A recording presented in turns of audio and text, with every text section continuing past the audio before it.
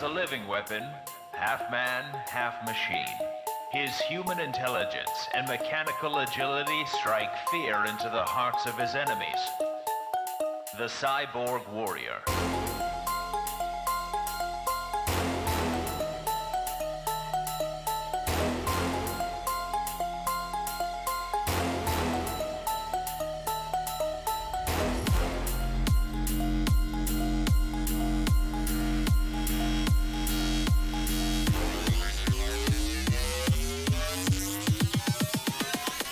Cyborg Warrior.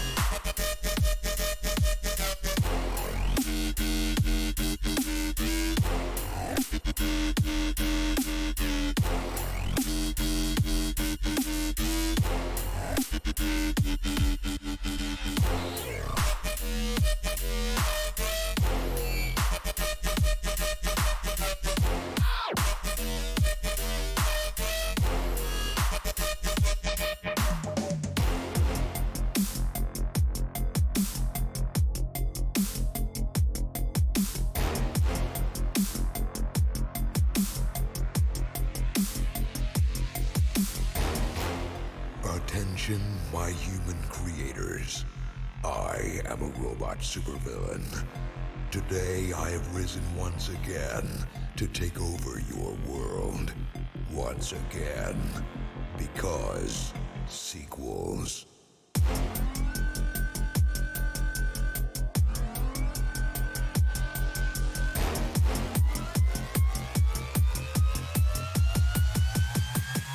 Sequels.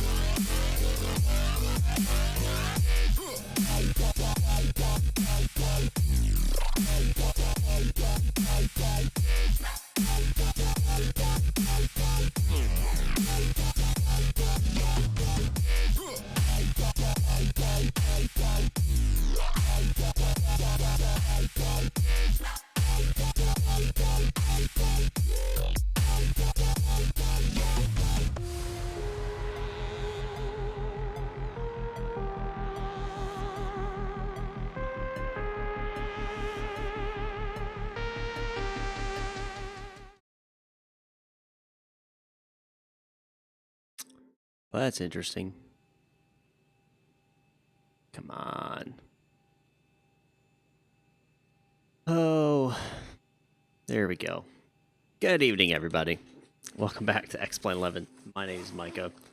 A little bit under the weather tonight, but we'll be flying here from Phoenix to Portland. Good evening, Juan, Ryan, Brandon, everything about aviation. Welcome aboard. We'll be flying the Zibo 737-800. We are in the cold and dark startup phase here. Got a couple things I need to do, and I wanted to show you guys some of the process now because the update changed how you do the weights and center of gravity and all that kind of stuff. And I figured I might as well show you guys. Everything about aviation, I think I did a tutorial on how to install. It's been a while. Anyway, so they changed. Now they have this fuel and payload. We were familiar with this, but they've made it a lot more in depth. They've given you a lot of options here on the actual payload side of things, people and cargo, actually putting different amounts in zones and things like that. So a lot more in depth than usual. So we're going to get this loaded up as close to the real life, or the close to the what my flight plan has given me. So we're going to start off, of course, we're going to look at the weights here. You can see that the male standard weight is 88.5, female standard weight is 88.5, and the kid's standard weight is 88.5, which doesn't make any sense. Anyway, but we're going to basically, what we're going to do is you can manipulate this to allow for a certain type of setup if you want. You know, let's say you're flying a virtual airline and you have, you know, a different type of zoning structure. You can actually set it up to match a real-world situation. And actually, I do recommend, if you want really in-depth, Flight Deck to Sim did a great video here recently, live stream, and he covered all this in.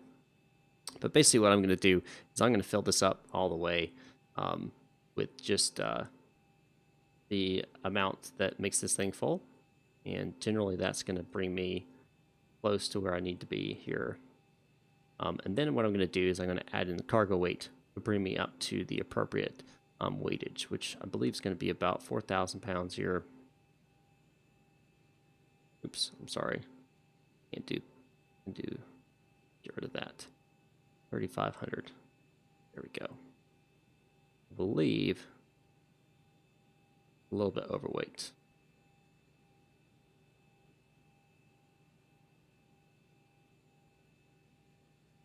There we go. Not nailed on the head right there. So a little bit different, a lot more in depth. You can really kind of mess with this and get exactly what you want. I just try to make it as simple as possible just for the sake of flying.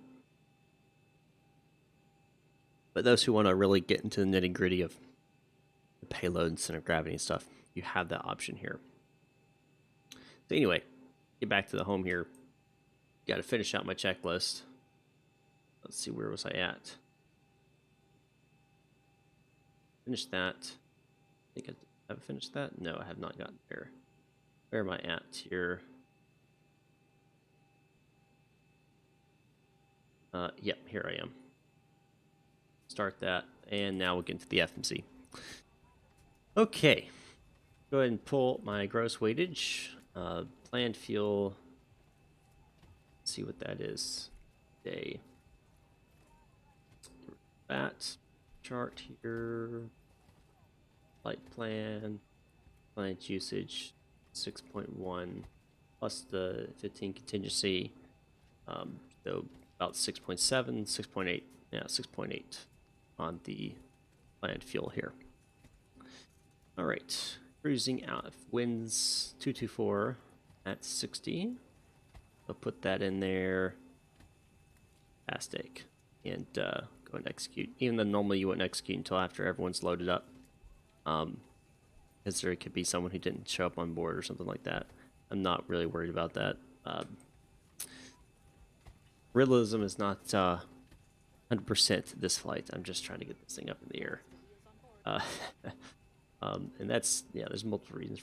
Anyway, so let's continue. Yaw dampener, get rid of this on. And, yep, there we go. Fuel pumps. I believe. Oh, are we going to have any? Yep, we're going to have some in the center. So we're going to turn the center pumps here. Cross-feed check.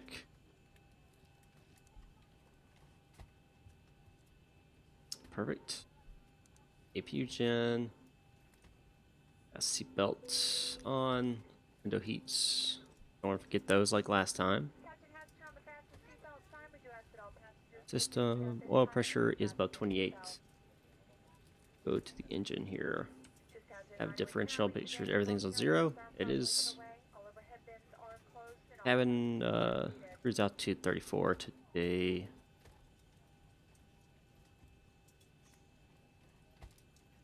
From air on.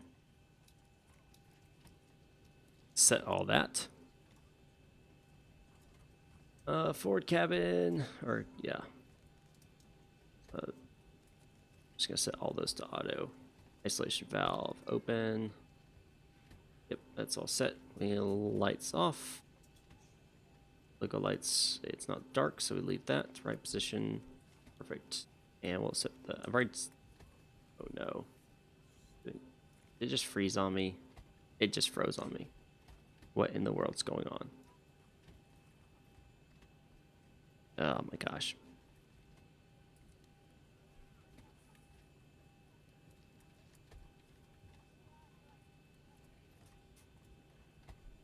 see. Do we have ATC here? We do have Phoenix Tower. That's fantastic.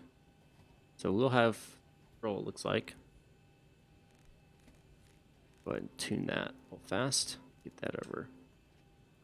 City videos, that's all set. Flight director on both sides here. Departure headings already been set as well. Climb, according to charts, is set. Standby itineraries already set. Yep, that's fine. RTO eliminates is good. Fuel flow reset and rate.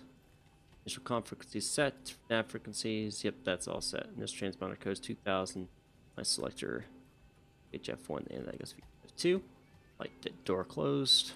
Close that up. Hello, Built Brick Studios. And Jeremy Swan, no, we are not. Not there yet. All right.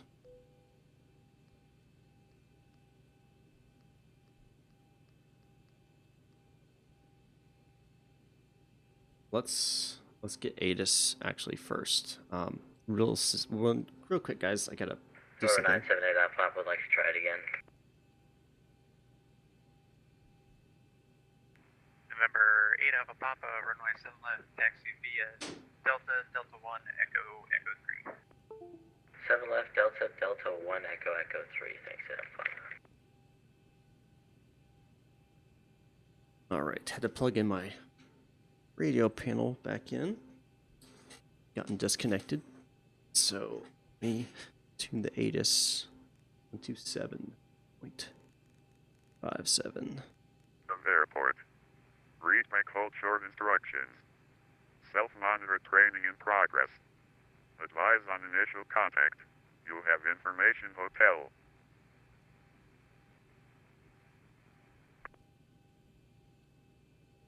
Phoenix Sky Harbor Airport ATIS Information Hotel 2351 Zulu. Web 090 at 4. Visibility 10. Few clouds at 18,000. Ceiling 19,000 broken. 25,000 overcast. Temperature 22. 2.2. Altimeter 3001. Simultaneous approach is in use. Arrivals from north, expect visual approach runway 8. Arrivals from south, expect visual approach runway 7 right. Departing runway 7 left. North is to airmen. Bird activity in vicinity of airport. Read my code short instructions. Self-monitor training in progress. Advise on initial contact. You have information hotel. Alright, let's switch back over here and let's contact Tower. Get our clearance here to Portland. Let me get this switched over. Okay. Phoenix Tower, good afternoon. Solaris 2128, ready IFR to Portland. Solaris 2128, Phoenix Tower, good evening. Clearance on request, standby, number 1. 2128, standing by.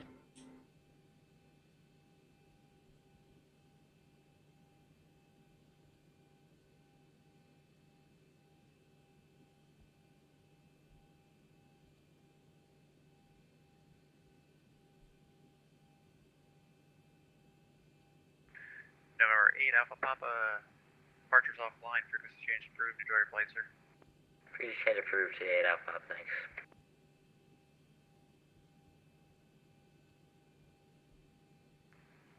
Solaris 2128, Phoenix Tower, I got your clearance available, advise on ready. Copy. Solaris 2128 is ready to copy. Solaris 2128, you're cleared to the Portland Airport via the Quakey 1, departure Grand Canyon transition, then as filed. Climb via the SID, departures offline beyond Unicom 122.8, squawk 0743.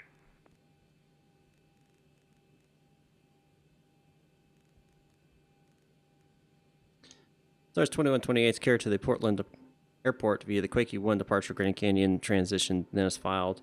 We'll climb via the SID, departure frequencies offline, we'll 122.8, and we'll squawk 0743 for Solaris 2128. Solaris 2128, read back correct. Phoenix altimeter 3001, expect runway 7 left for departure, advise when ready to taxi. You'll expect runway 7 left for departure, and we'll contact and ready to taxi. Solaris 2128. All right. Like, make sure to put that in there. Yep. Squawk. Oh, Charlie there. Okay, so we're gonna do 7 left. It's a different departure than what I had planned. That's okay. 7 left. That I know. It's fine.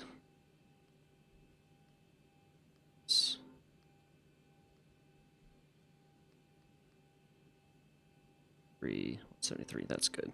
Okay. All right, where were we in our checklist now that we got that completed? That back up here. Where we are. That collision lights on. APU go and start. 1, 2, 3, 4, 5. Release. Contact. Push back here.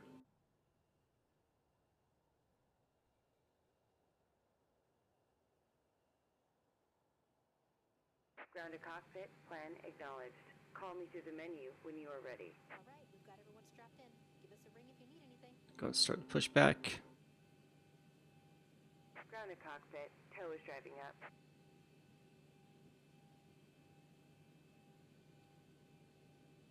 Built Bridge Studio, that usually means that you've already done something like, I can't remember exactly what turns it on. I think anti-collision light makes it locked. So make sure your anti-collision light is off before you try to open the doors. I think that's what causes it, if I'm recalling correctly. All right, go over to the APU generator.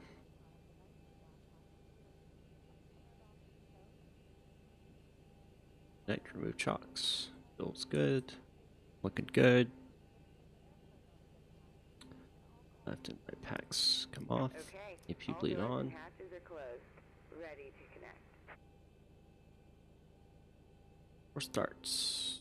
You contact ATC, you request push, start push. Engine number 2 will be the first to start here, which is the right engine. Hello, X-Man. Welcome back.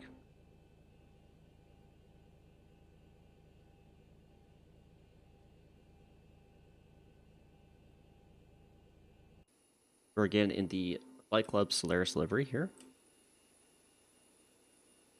Designed and created by me.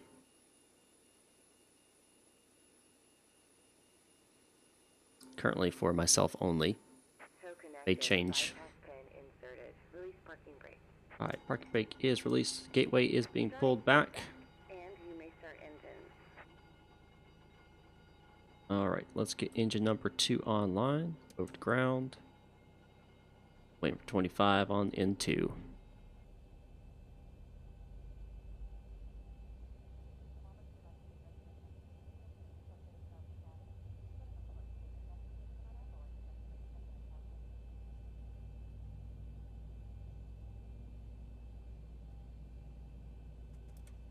And up.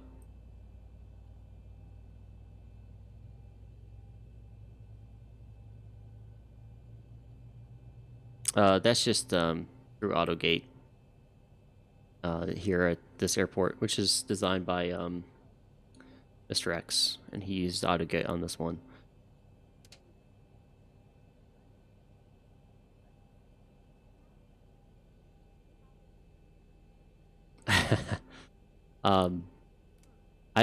I gotta ask Brand. I gotta ask K-Man about that, because since it's technically a Solaris, I just want to make sure he's cool with me handing it out, which I don't think would be an issue, but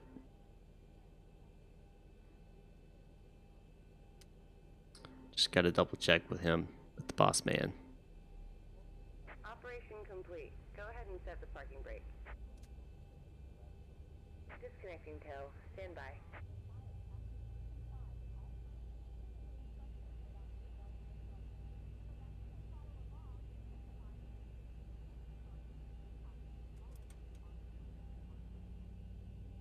And then, like, if I do release it, do I release it to everybody, or do I release it just to Solaris? You know, it's just some questions I have.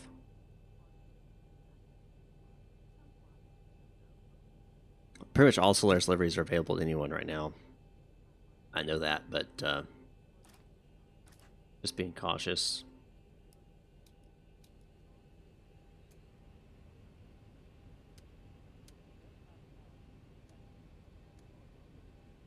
tow is disconnected and bypass pin has been removed. Hand signal on the left. We'll see you next time and have fun up there.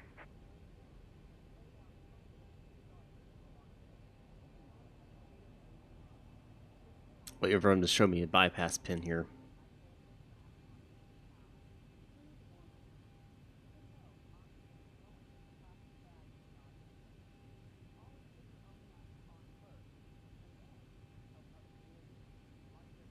There it is. So there's the pin right there. So we are good. Takeoff flaps is calculated. That's going to be 5. Hello, Chris. And we'll do a check here. Forward, pull back, pull left, pull right, full left rudder, full right rudder. Perfect. All right. I think there's a checklist up here, isn't there? Yep, there is. For taxi checklist, generators are on, APU is off, start switches are in continuous, propane is on, anti-IS is not required, air conditioning packs are set auto, flaps is required, stability trim is set, flight controls have been checked, recall has been completed, so put that away. Alright, let's go and request taxi here. Do 7 left. Phoenix Tower, Solaris 2128, ready taxi. Solaris 2128, runway 7 left, taxi via Charlie, Sierra, Echo, Echo 3. Runway 7 left via Charlie, Sierra, Echo, Echo 3 for Solaris 2128. Alright, let's get moving here. Taxi lights on. A little bit of throttle.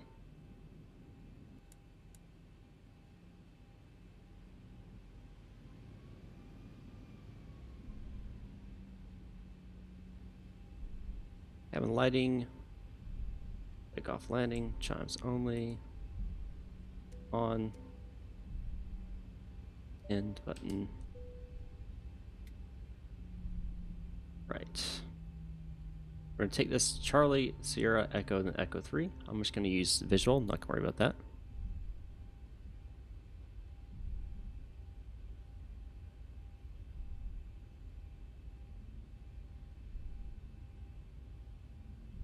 So this is Charlie right here.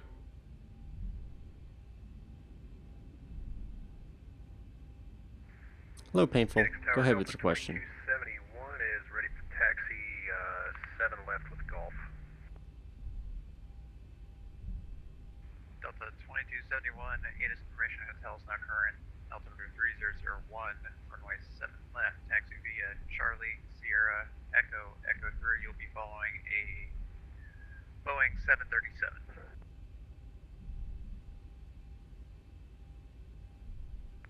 Okay, Delta 2271, I'll pick up hotel, and in the meantime, 7 left via Charlie, Sierra, Echo, Echo 3, following the other aircraft.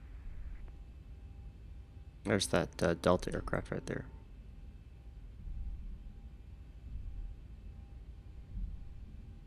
Alright, Sierra. On Sierra now.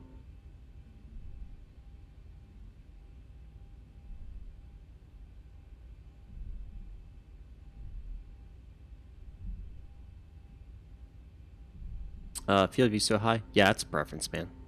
Because I imagine in real life, if you're sitting in the cockpit, you know, you'd be able to see, you know, stuff out of your peripheral vision. So I just have it set a little bit higher than usual. I think the default's like 70 degrees, and I have it set to like 85.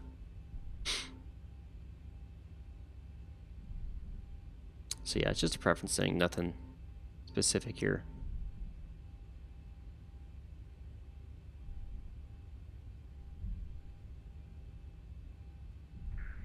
And Sky Harbor Tower, Delta 2271 has hotel. Delta 2271, roger.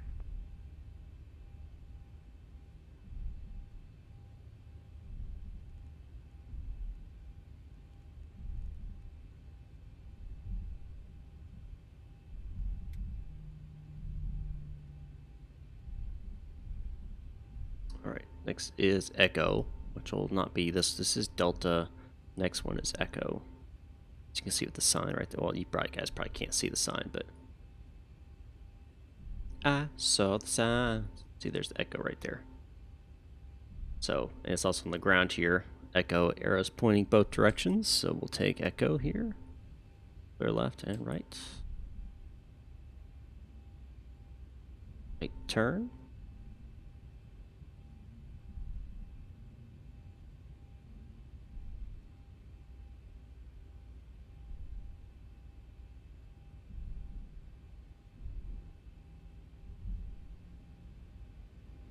And we'll push up to Echo 3.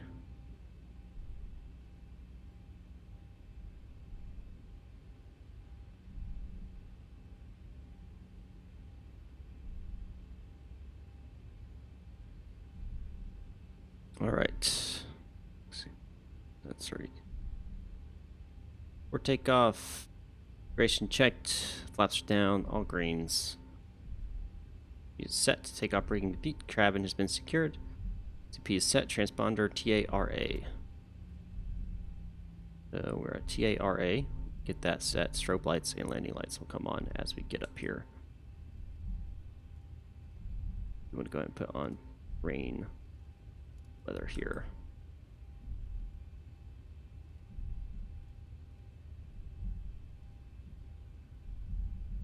Just on the edge of the speed limit here for taxi. 25 knots on the ground speed for taxi with the Boeing 737. I'm at 24, so we'll just shy of that. Just fine. Now remember, we're looking for Echo 3.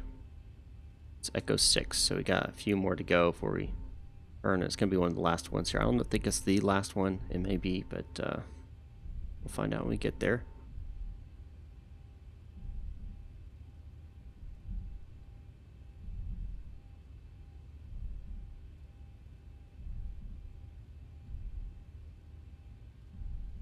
Nice and golden. YouTube Murmur 21, thanks for the subscription. Appreciate that.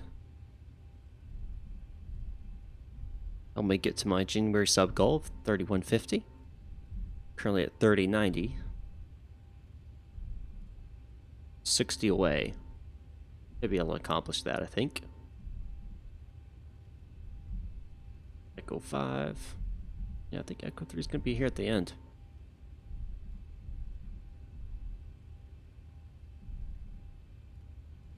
Let's go and get the strobe lights on.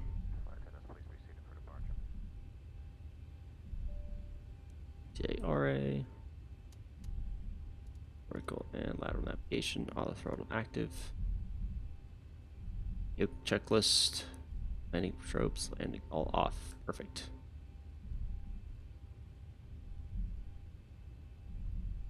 Yep, Echo 3 is the last one, so we're going to take the full length here. Just tapping the brakes here to slow us down.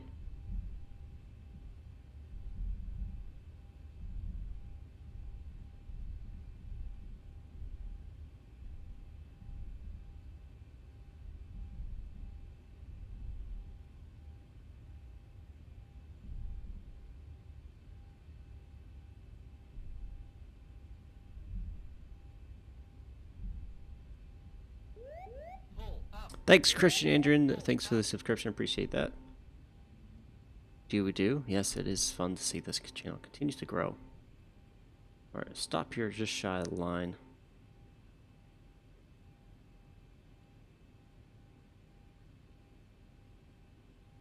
Give him a couple seconds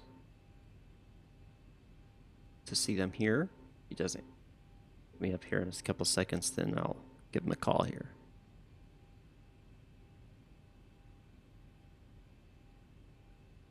Phoenix Tower, Solaris 2128 at 7 left, ready to go. Runway 7 left, clear for takeoff.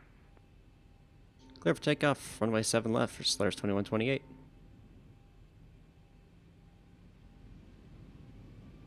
Alright, got cleared for takeoff here.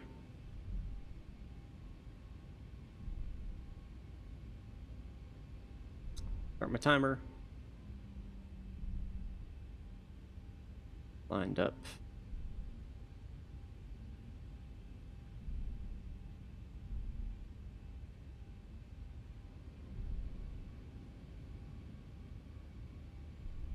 And activate toga. A little bit forced down on the yoke here. Keep my nose wheel on the ground the first 80 knots.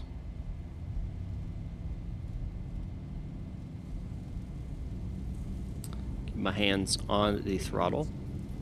80 knots, releasing pressure on the yoke.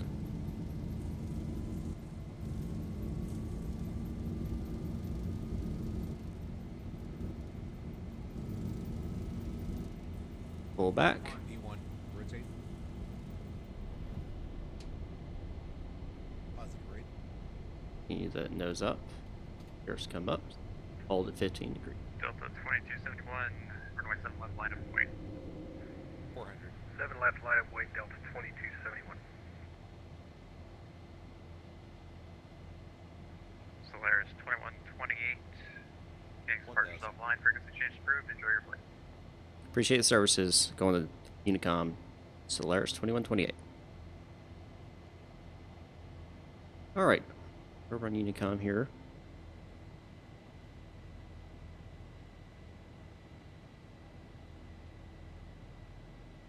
Just manually flying it. I enjoy flying, guys. I do.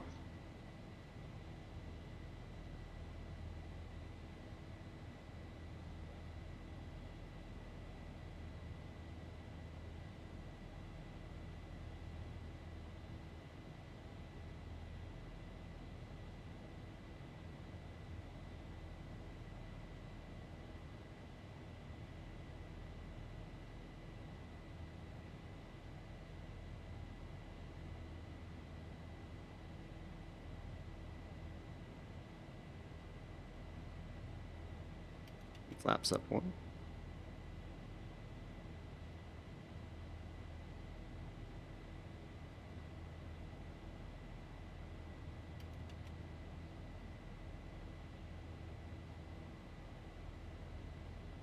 And flaps up full. I'll engage the autopilot.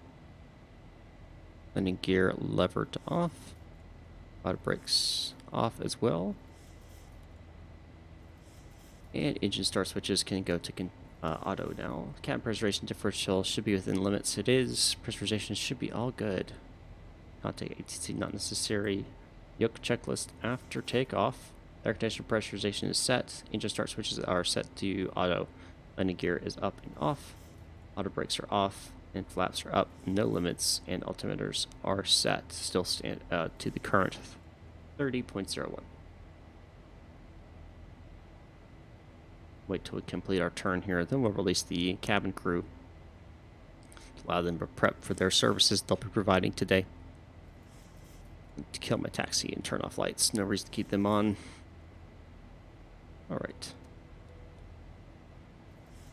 Release them and let them know they are free to move out the cabin.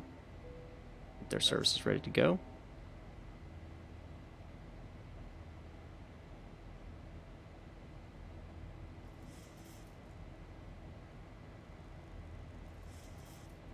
Set out to the 34,000 now. I was given climb via SID, so I cannot go above 9,000 feet till after Goalie.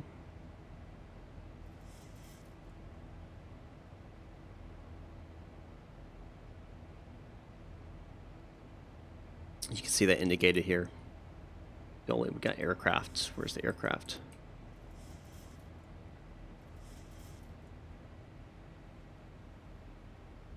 There he is. Make a call here. Phoenix area traffic, Solaris 2128, climbing 9,000 at Goalie, just to the north of Kilo Sierra Delta Lima. Phoenix traffic.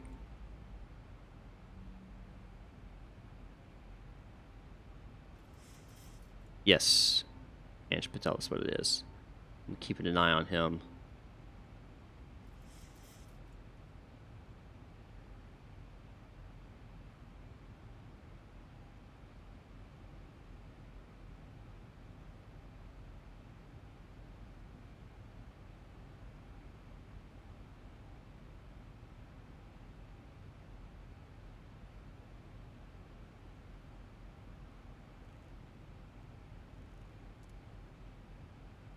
Alright, I'm gonna avoid him.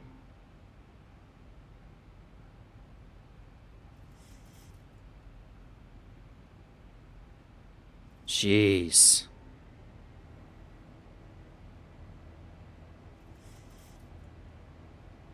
What an idiot.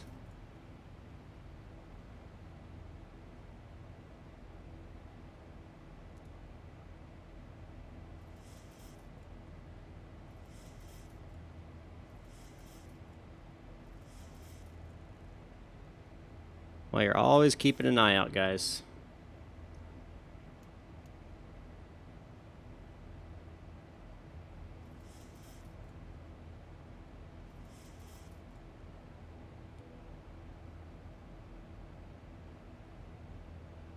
Always got to keep an eye out in the sky. Who is that?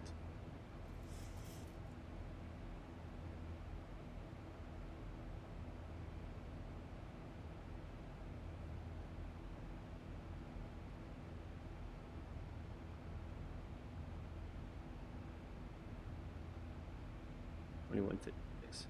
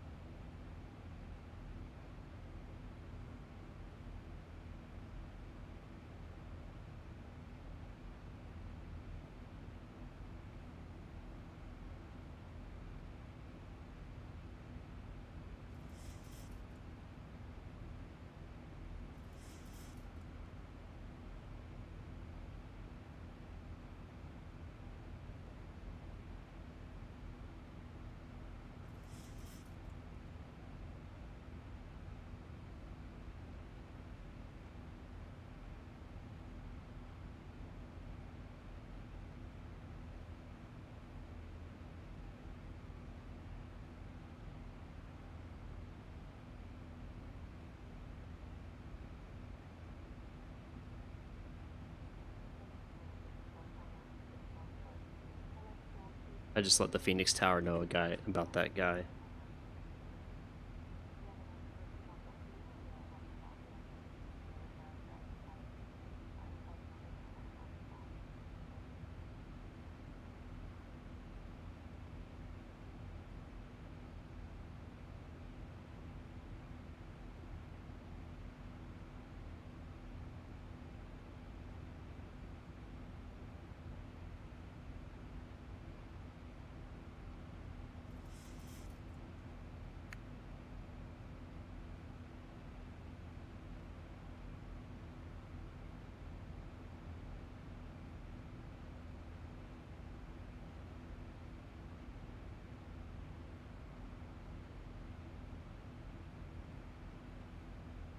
All right.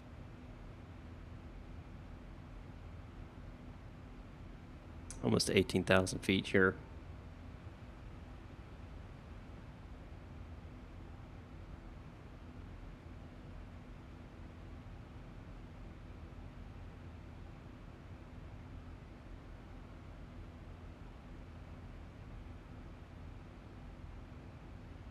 Just a pilot, Delta 2156. I'm not going to say his name online. I'm not going to do that.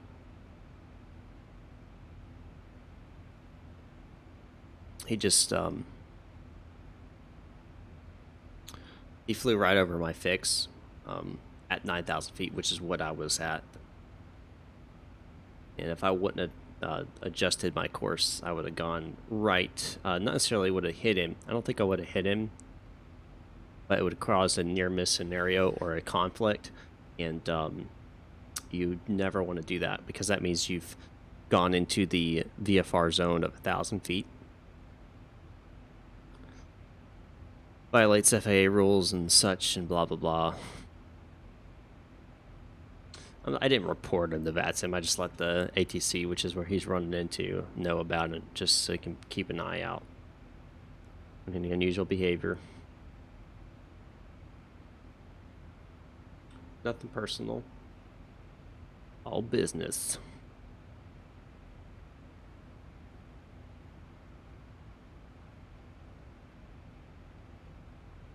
right.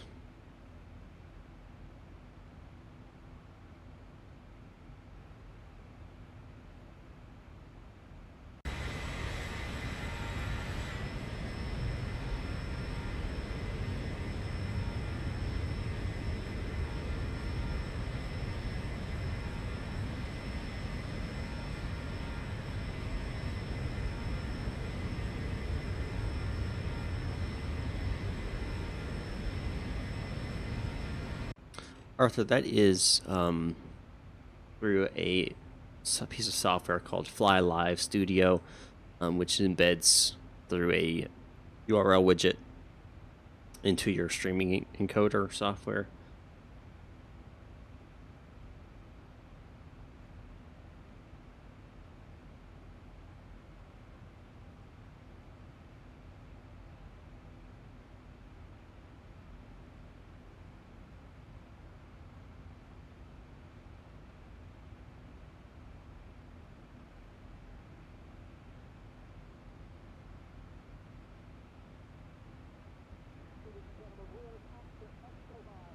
Passenger Escobar.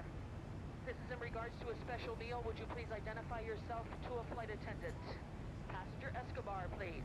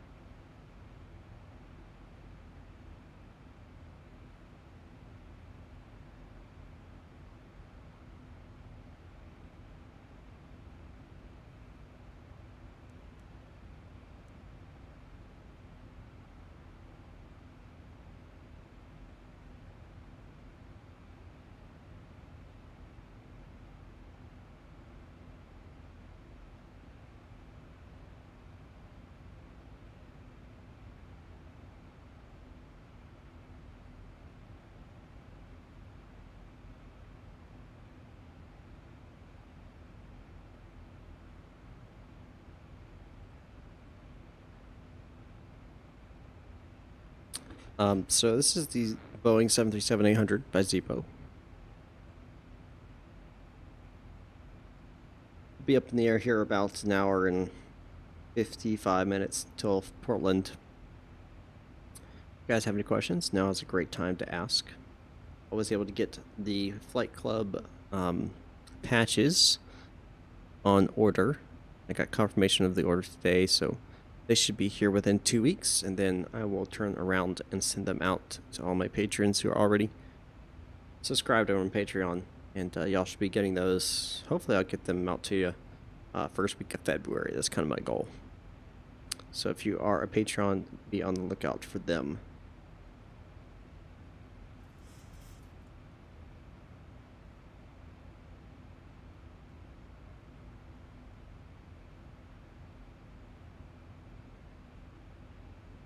Your fuel isn't working when the fuel truck goes. Are you saying you put in the amount of fuel you want.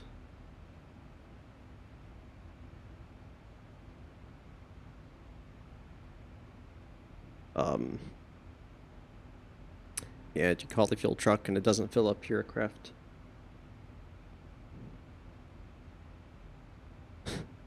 Philbrook Studios. It's not super confusing. You just go to the Google Drive, you select the main package, you download it. If there's updates, you download the latest update, and you just install those, and that's it. I do know that Google Drive has limitations on downloads, which causes you have to do a thing called make a copy, which I know does get frustrating. But I did a whole video on that. On how to install it and everything. But they could do a better system. I'm sure there's a way. I don't know if... See, the thing is it gets kind of convoluted of... depending on where you post it. So, like, if you're trying to do it through the xplane.org forums, downloads are limited in size on there, to be pushed on there. So you can't be like, you can't put like the 1.5 gigs is what the Zibo is size wise. So you can't put that on their website. So that's why they have to put links. Unlike smaller plugins and stuff that are only 10 or 30 megabytes or something. New Zibo broke everything. No. Of course, I'm on 3.394, so 3.39.4. That's what I'm on, and I haven't not had any issues at all. Everything's worked perfectly fine. So, can't say to any further updates like 0.5. I know that's out already. Yes, it is because it's on a individual's website. So it's different. It's not the same person. They used to be in the same, organization, so to speak, but they kind of split up. So, Zibo could do something similar. He could set up a website and everything and do it all like that. But that's money too. So, pros and cons, right? Google Drive's free.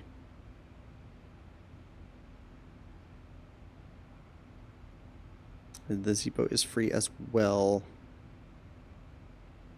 I know Bird for XP, he does paid stuff, so he's getting money to be able to put up his website. Zibo, on the other hand, is completely freeware. Though there is an option to donate, which I have donated, not to toot my horn or anything, but I just think he deserves a little bit of financial support from the community, something that he has greatly blessed with his aircraft.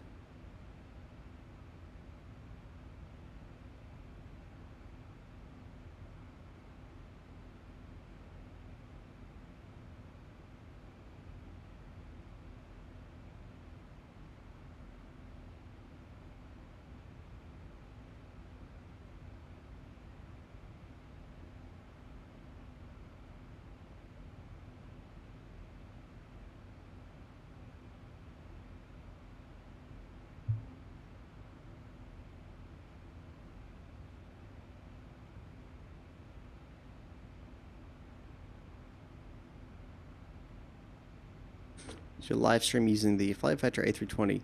Unfortunately, man, I cannot, and that's because it is too performance heavy on my computer. Trying to run that plus the encoder and everything, it brings me down to a lower limit of what I can run. Talking like 25 frames per second kind of deal. So I really can't do that, unfortunately. And it is unfortunate because I do love the 320.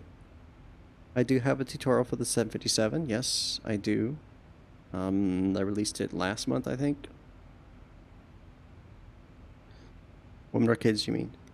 Mine worked fine. I was able to, I could put, at least I have been able to put in different cabin lighting, cruise, medium, make the announcement here, we're leveled off. Well, folks, for an initial cruise down to now, it should be a relatively smooth flight. Seatbelt sign is off. Please only move around the cabin when that sign is off. And anytime you're in your seat, I do request you have your seatbelt fastened about you regardless of the seatbelt sign. Moving up cabin a little closer. Meanwhile, please sit back, relax, enjoy the trip with us. All right. Fuel. Yep. Center ones can come off now.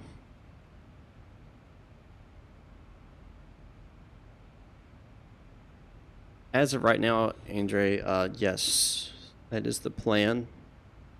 Unless it's like ridiculous on the cost, but that is the plan. At least to try it out. Though I'm pretty confident it's going to blow my socks off. I do not have Vivid Sky downloaded. I use Xvision. I don't know. Again, I'm on 3.39.4, and I was able to put men and women in. I just want to make sure that you're doing it right. Not to say you're not, but under the fuel weight and balance, I don't know if we'll be able to do it in flight. But you have to put in then like 16M, and then put in like, well, I can't do 16M, but let's say 10M, and then like 6. See, you have to like push the M button, or this MFK button. So like 10 men. Well, let me clear it out. 10 men, 6 females, and then hit enter. So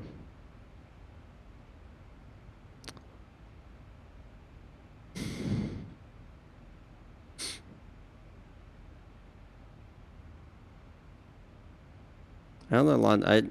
I have my settings pretty low just in general, and now I can run it at 45 frames per second offline with my settings set really low and not recording or encoding or anything like that. And I can run it about 45. But the moment I bring up my encoder and stuff and try to run it with that, it drops the frames down tremendously. Do I think FS 2020 will be an X-Plane 11 killer? From what I've seen, yes. But I can't say for certain until it gets released and I actually get a chance to review it.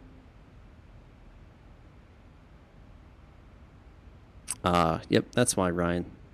Gotta put the M's, the F's, and the K's in there.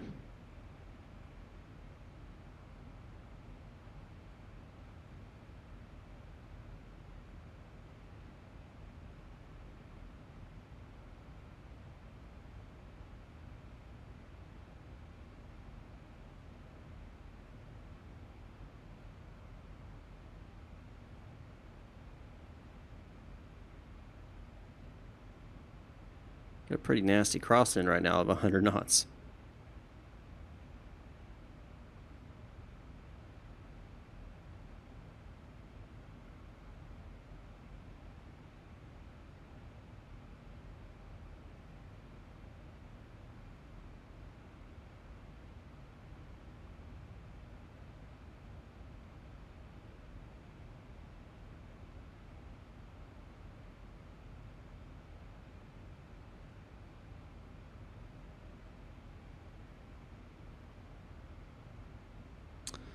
There's no other controllers currently online.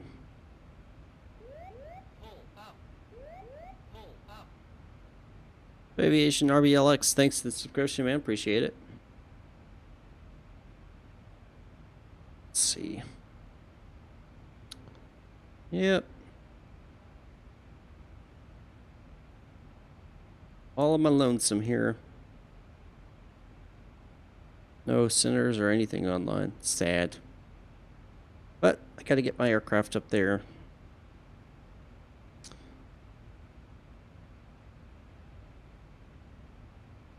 There's a decent amount of traffic up in the northwest, though. I should probably get something online. I'll see if I can get some people online for ATC once we get up there.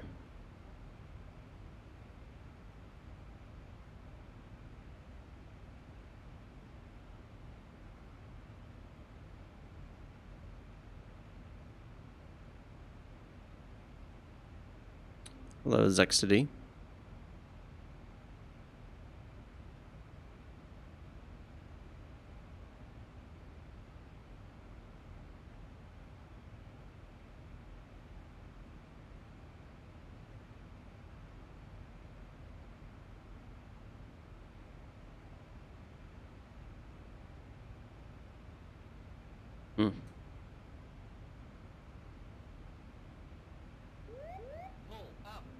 Thanks for the description. Appreciate that.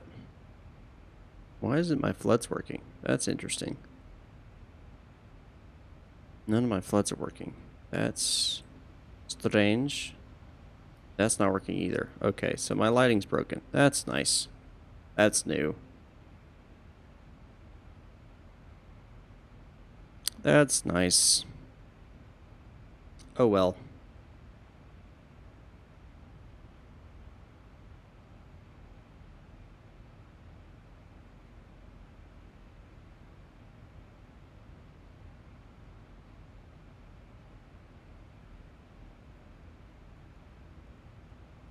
Looks like Salt Lake Center just came online. 120.75. Mahmoud, hello. See how far we are from their airspace here.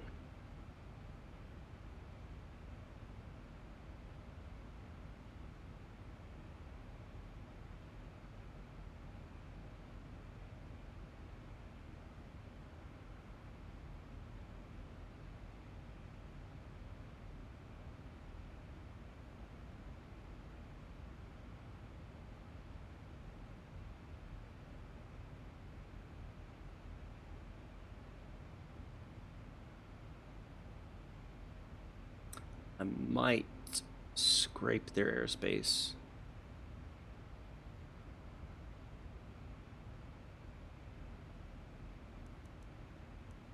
Yeah, I might scrape their airspace.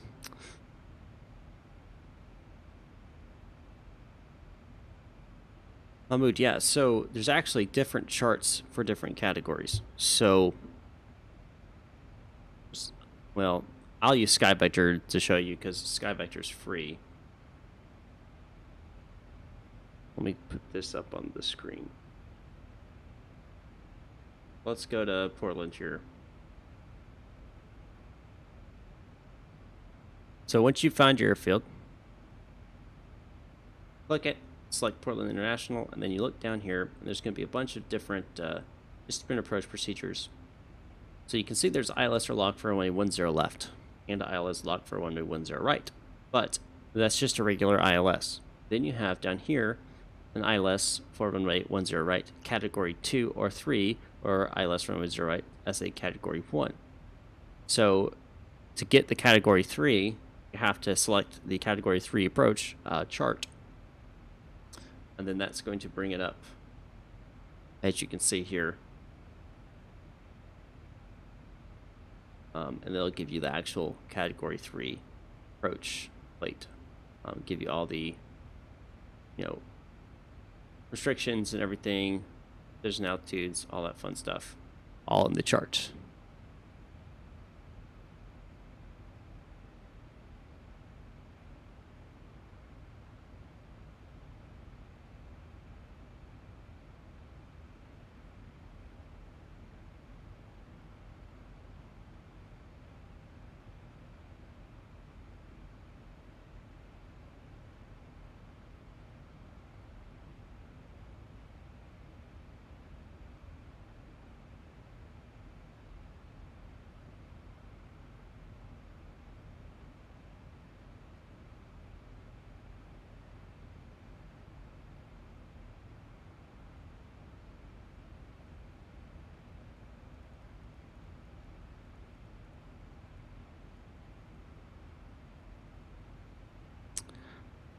MTW runway 31C. I can look it up. Let's see here. W. 31C is category 1. It's not a Cat 3. Looks like Chicago Midway does not have a Cat 3 runway. They only have a Cat 1. There's your answer. That's why you can't find it.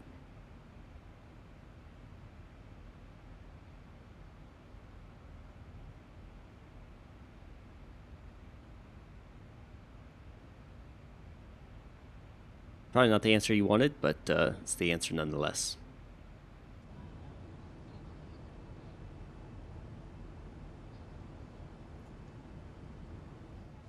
is dark now. It's getting dark.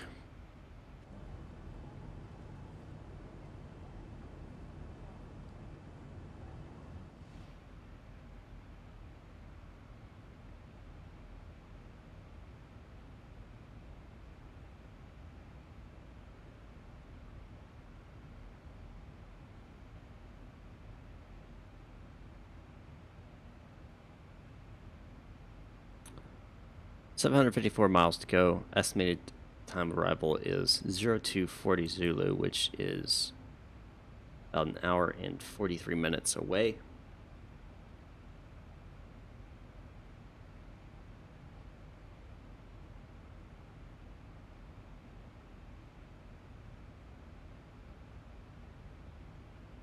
Well, even without the Navigraph subscription, you can find the initial like runway information. That'll pop up. You just can't get the charts.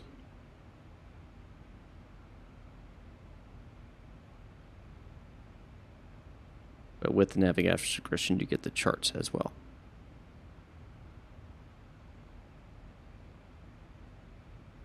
But you have to have the subscription that has the charts. The Navigraph chart subscription, which is more money. This is more money. Everything is more money.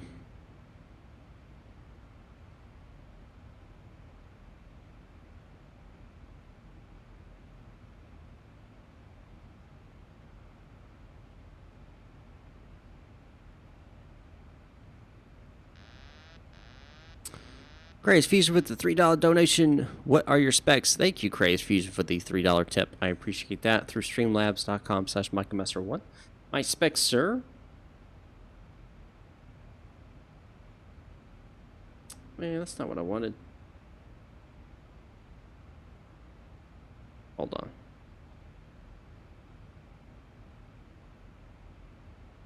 That should get you what we want here.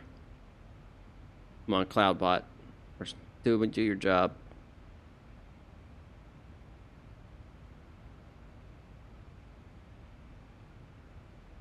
It's not doing it. Come on. There we go. Can you land? I'll land the Zibo if the runway is Cat 1. No.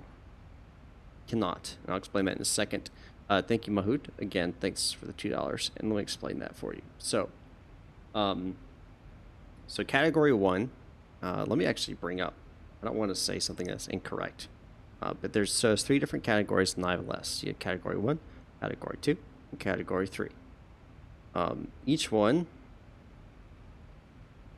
has different limitations on the, and Mahmood, thanks for $2 donation through Streamlabs, man, appreciate that. Oh wait, no, super chat, never mind. Okay, so you just did one, okay. So, this is all in reference to being able to be visible. So, category 1, you have to have the runway in sight.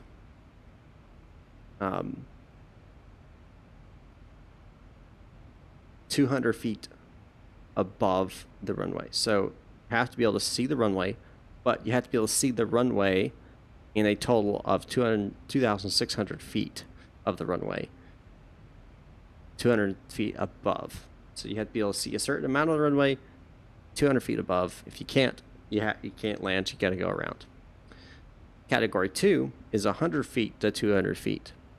And that is a minimum of, well, it's 1,200 feet minimum to 2,400 feet minimum of runway space that you can see. Then 3A, so there's 2 different 3s here. I think there's 3 3s. 3A is under 100 feet with 700 feet or more of the runway visible. 3B is under 50 feet with 150 to 700 feet visible. And category 3C, there is no limitations. So 3C is what you're auto landing on. That's what you auto land with because you can't see the runway at all. So you have to do it off of the aircraft has to do it itself basically. Or or you have to perfectly follow your flight directors and everything. I hope that makes sense.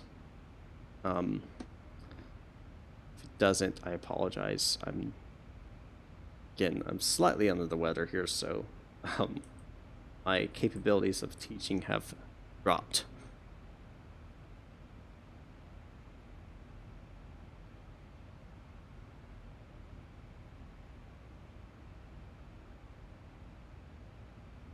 See if I can pull it up here so you guys can actually see it.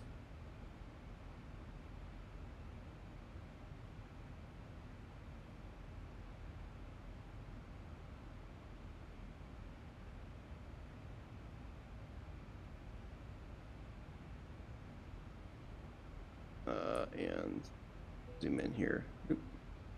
Where'd it go? Here it is.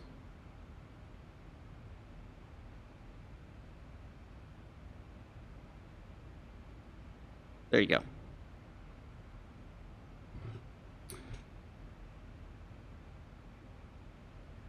So there is the information regarding the different categories and their capabilities. So theoretically, yes, you could use Autoland on a 1, but you're not supposed to. Once you actually have visibility of the runway, you're supposed to take over manual control of the aircraft and land it. The only time you're authorized to do an Autoland is usually with Category 3s. That's as far as I'm aware. But again, I'm not a real pilot, so...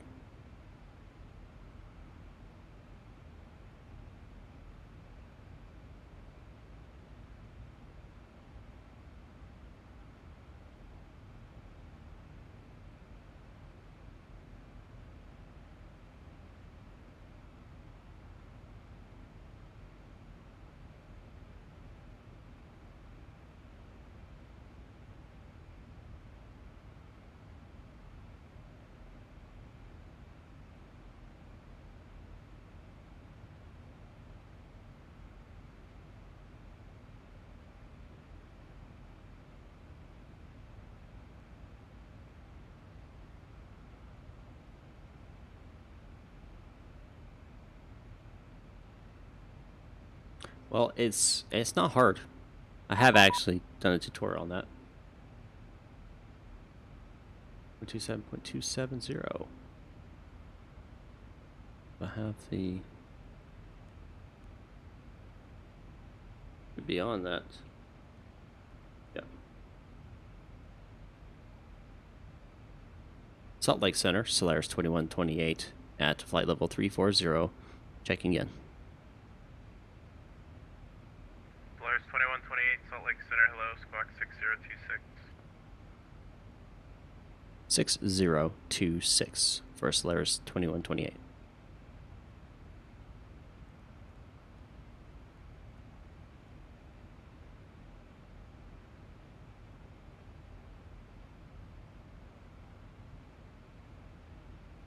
Your student pilot going for my commercial. I have an instrument test soon. I haven't taken the CATS test yet. Gotcha. Solaris 2128, radar contact 19 miles south of Enoch VOR.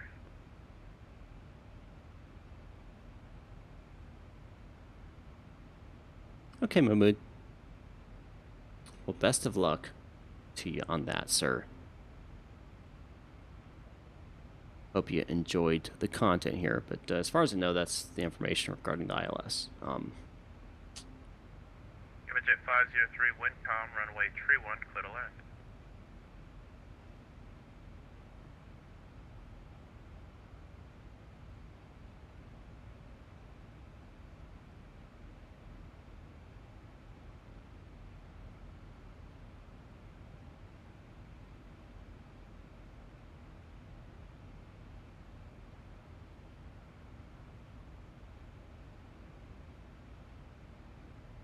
All right. Exec No jet problem, Mahmood. 421, disregard. Exec jet 421, fly heading 050, that's vectors for the ILS Zulu, runway 19 are approaching and expected from Delta November Whiskey.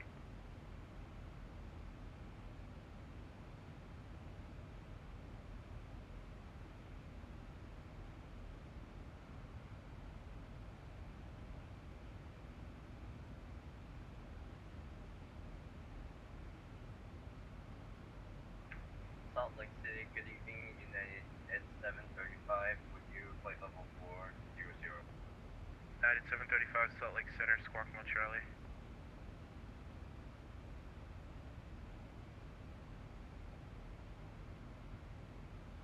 Squawk 1 Charlie, United 735.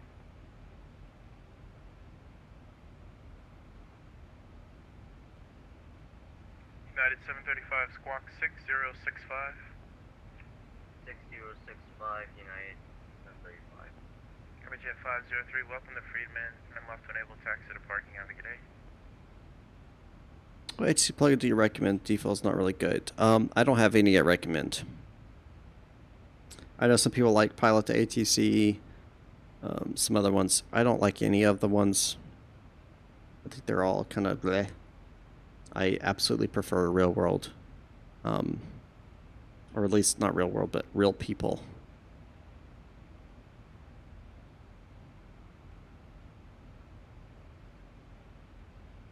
United 735, radar contact, 55 miles northeast of the Hanksville VOR.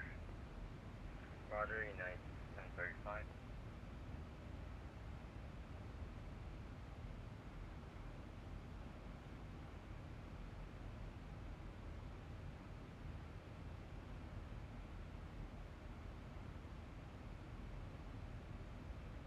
Delta 9976, Lake.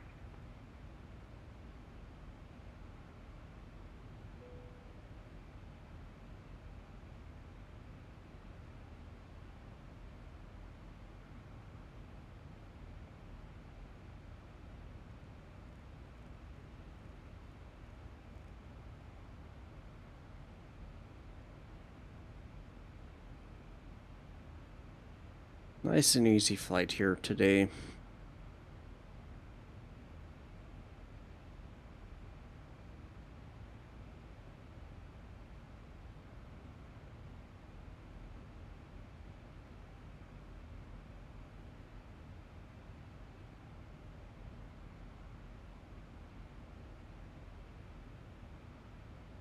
Delta 683, Salt Lake, just confirm you said you're requesting clearance.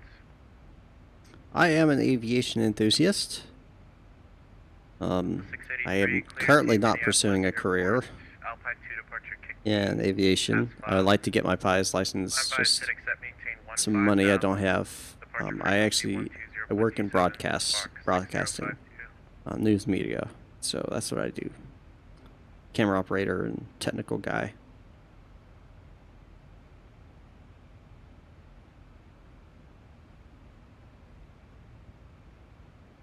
Delta 683, say again. And before you ask, I'm not going to say who I work for.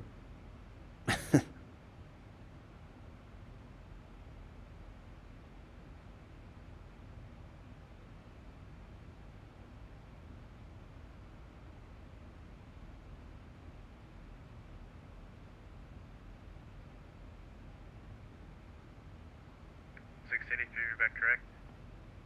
Exec 421, turn right, heading 070.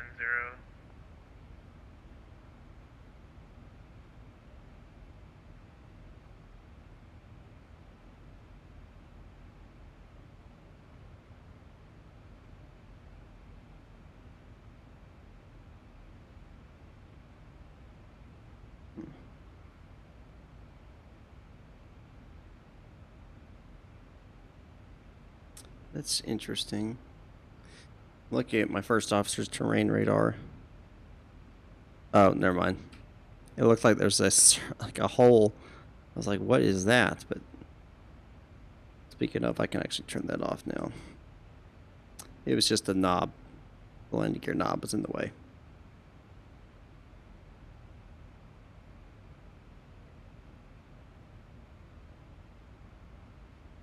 What media advertising costs depends on what media you're talking about. Online media, local media, national media, what particular time of the day, what kind of time block you're looking for, 30 seconds, 60 seconds, 90 seconds, what programs are currently running, That's at your discretion, sir. Actually, push on the alpha is approved. etc., etc. There's a lot that goes into that. And it varies from anything from $50 to, millions. So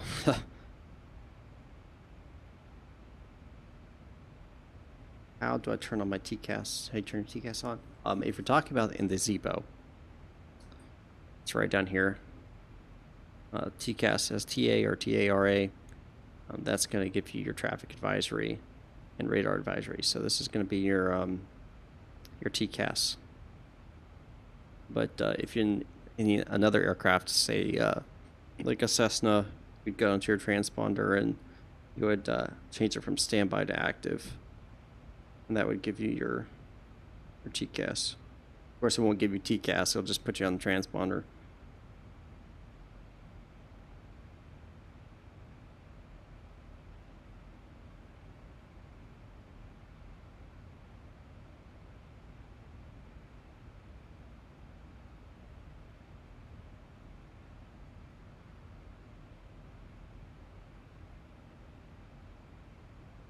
$50-mile radius for healthcare company.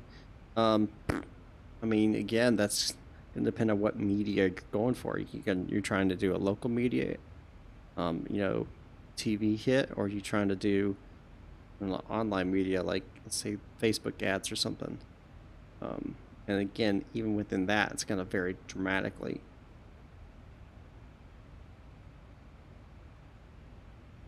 So, and it's gonna vary also where you are. It's such a weird, I know it's not the answer you want, but it's just like there's so many variables. That's fine, Crazy Fusion. I have no issue with that. But say if you're doing a local hit, 90 seconds, how long you're wanting to air it. Let's say you wanting to air it for a week. Let's say once an hour for a week. You're probably going to spend several $1,000s on it.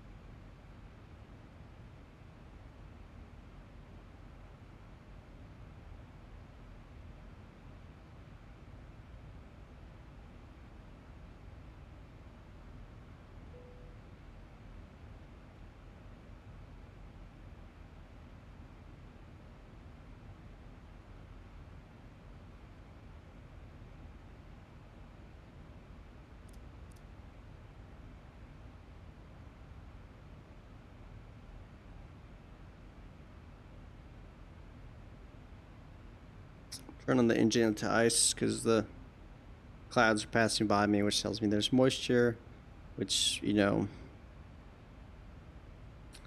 moisture and the temperature is negative 26 degrees Celsius. That means there's ice that can build up, so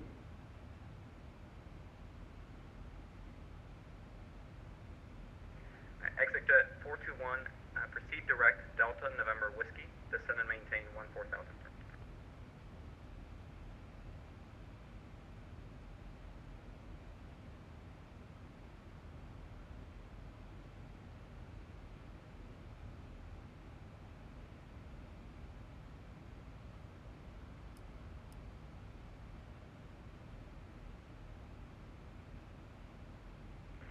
Exit jet 421,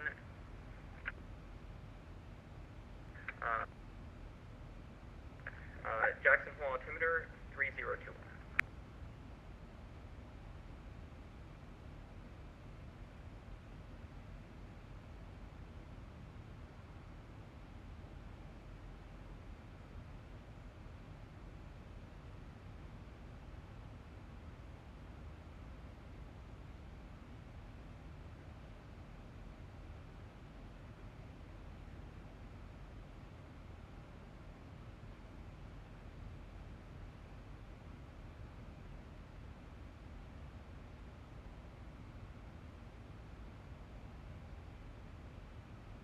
that's an option for you, yeah.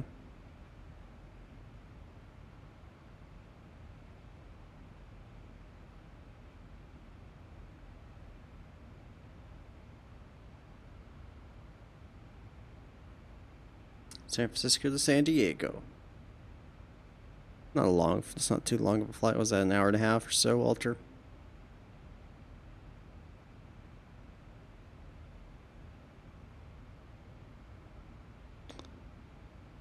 Hello.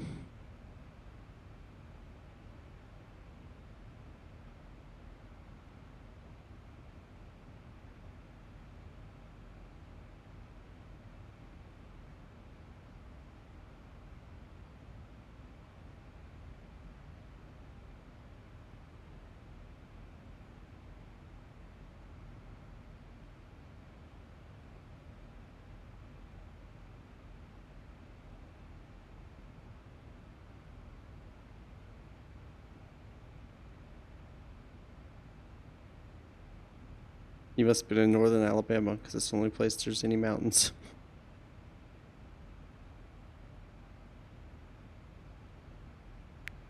Jet 421, verify you're turning direct to Delta November Whiskey.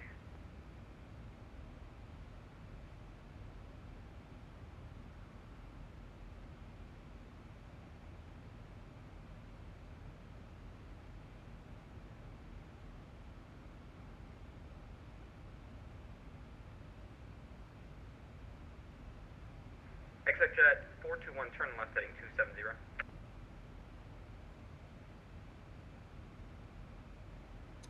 About 93 miles to go. 2462, passing flight level 244 for flight level 370. Hour and 62, Salt Lake City Center. 30 minutes.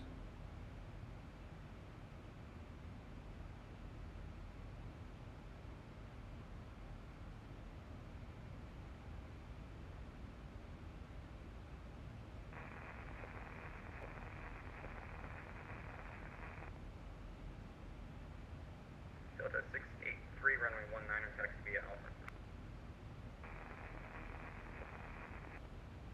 Southwest 1394, expect the visual for runway 10 right, report runway 6.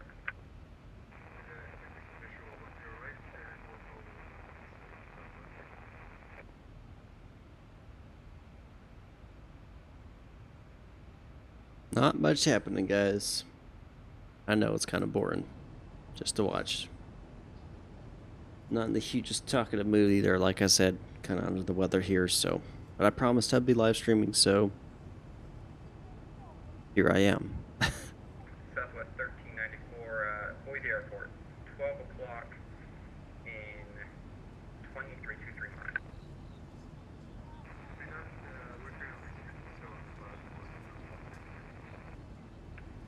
Canadian Air 346, leaving my airspace, radar services terminated, frequency change approved.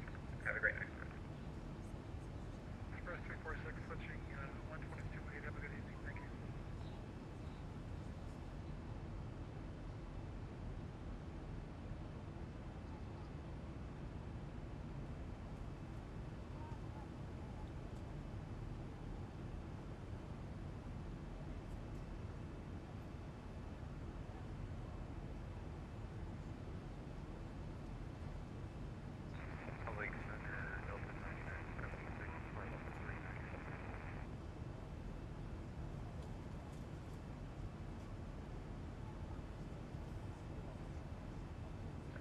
Delta 9976, Salt Lake City Center, squawk 6063.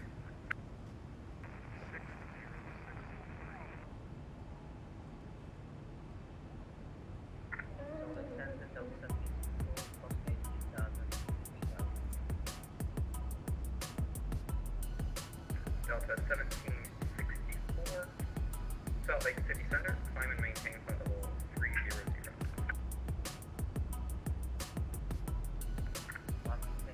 Thanks, Kirk. Hi, X-Man. That's 9976, radar contact 50 miles southwest of Bozeman. VOR, welcome aboard.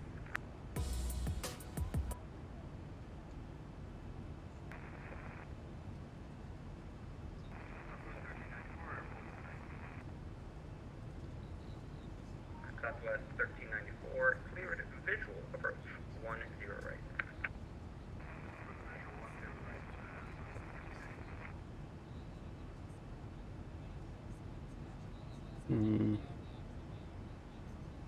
Exec Jet 421, Are you able to proceed direct to Delta November Whiskey?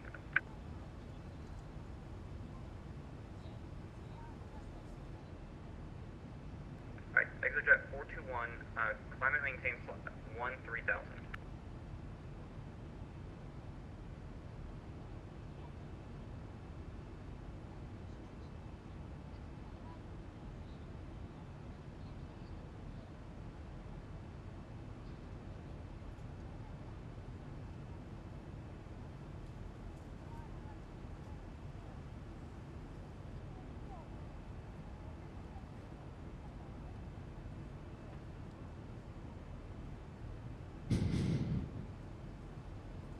Yes, I got a new codec. So it definitely helped a lot.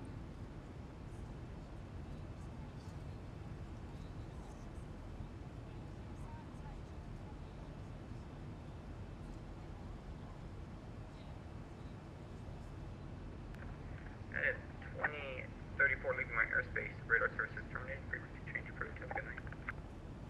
Go to advisory, appreciate the ATC, we'll see you next time, United 2034.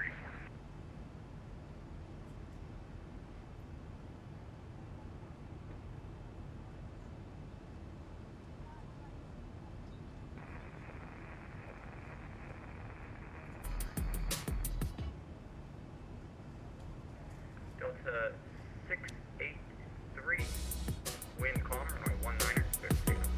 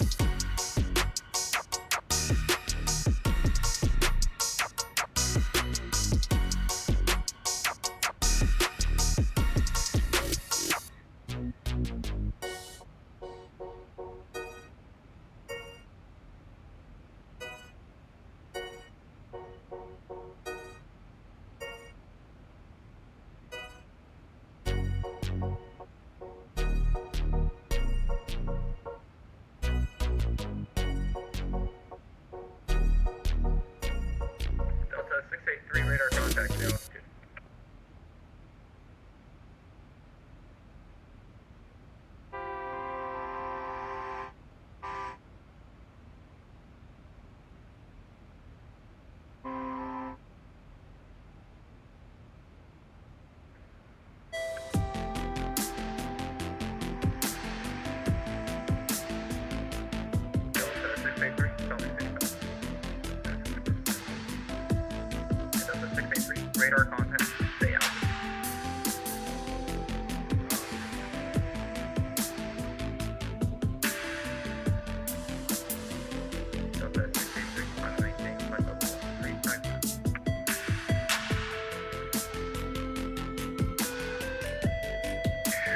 2462, wondering if I could put flight level 350 as the final.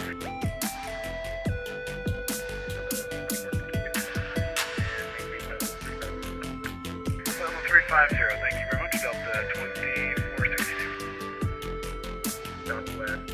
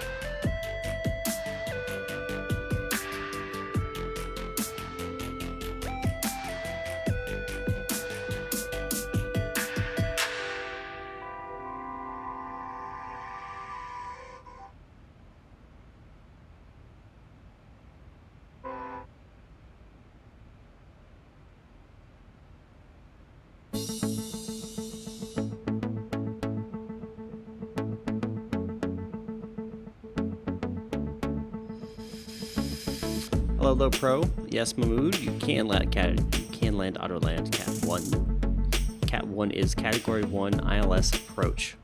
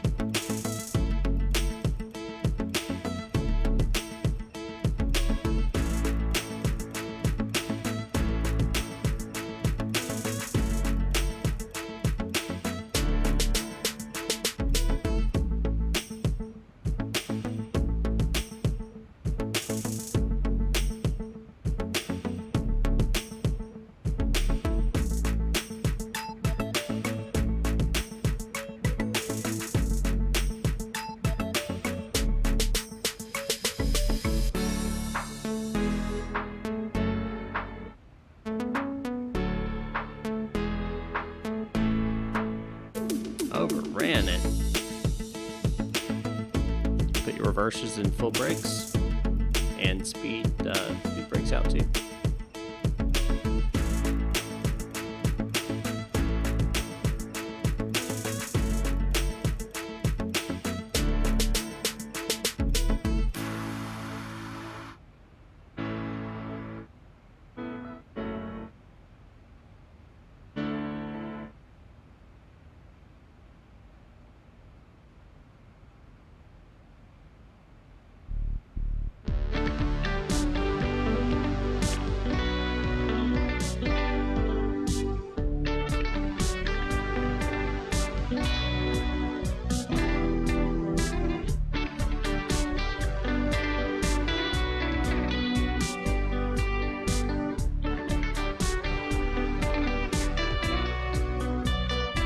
Alright guys, I'm going to have to step away for about 5 minutes, but I'll return in approximately 5 minutes.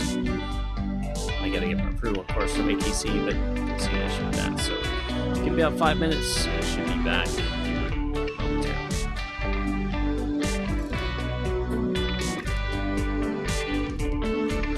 Salt Lake Center, Solaris 2128, requesting to step away from the cockpit for about 5 mics.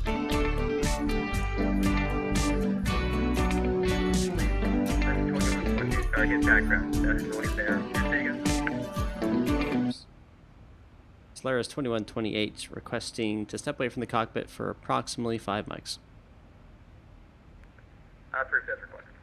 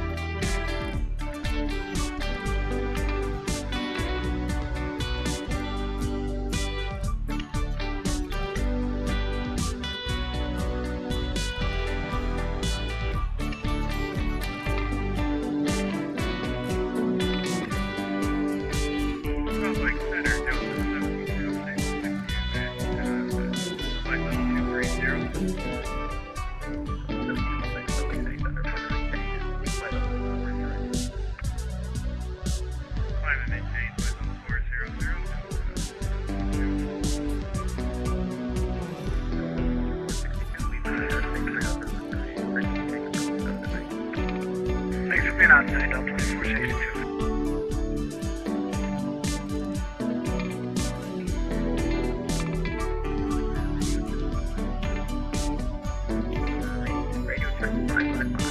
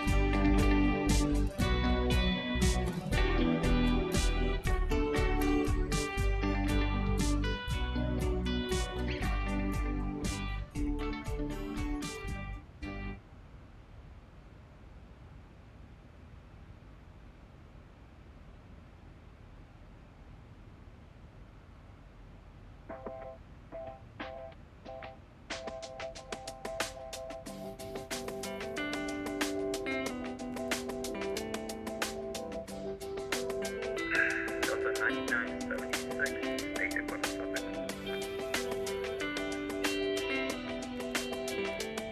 Back.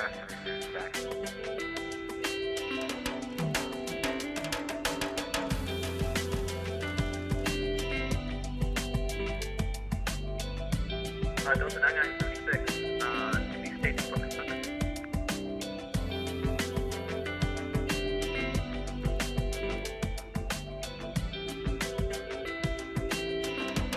Equipment, topic for 1706 now.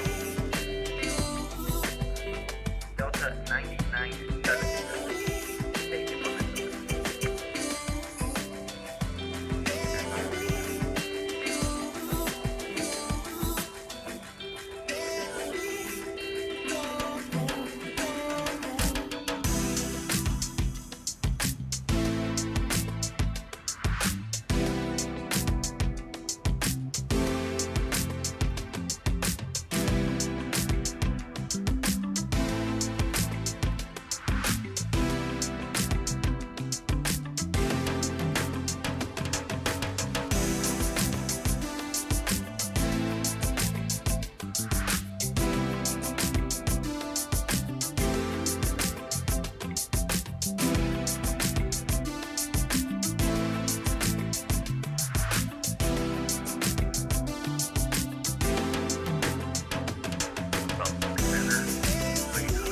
Checking in flight level 360, process 34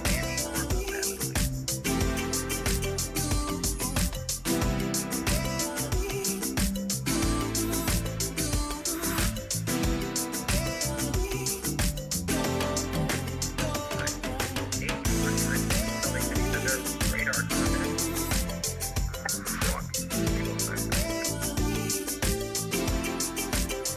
6053. And I'm back, guys. Sorry about that.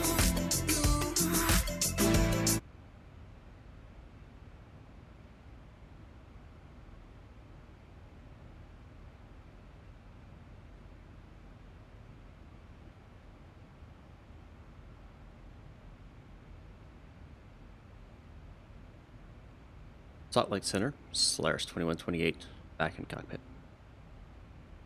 Solaris 2128, welcome back.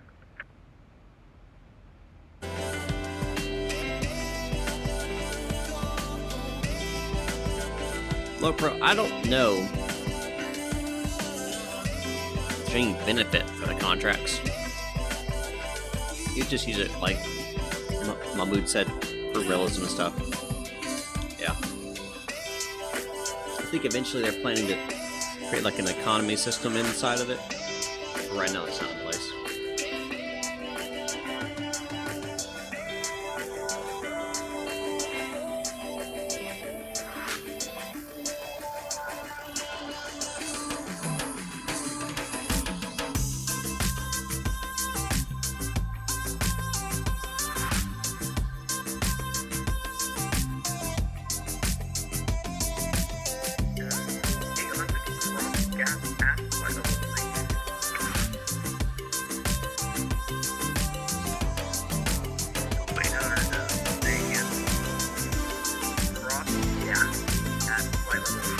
My mood, no, I don't take applications for mods. I reach out to people who I think would be good mods. Usually those are people who stay with me a little while, show great promise, part of Discord, you know, part of the whole community.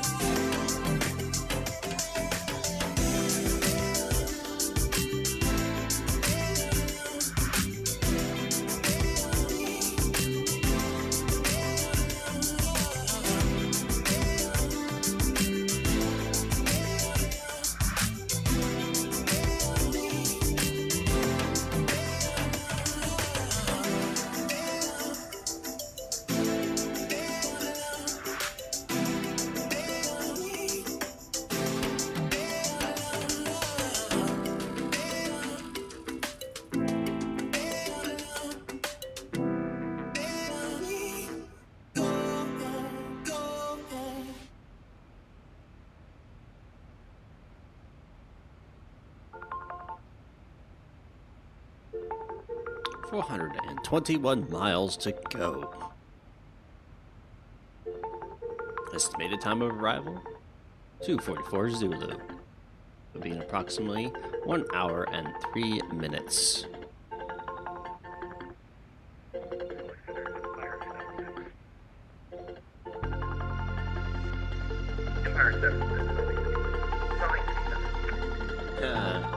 It's always any approach.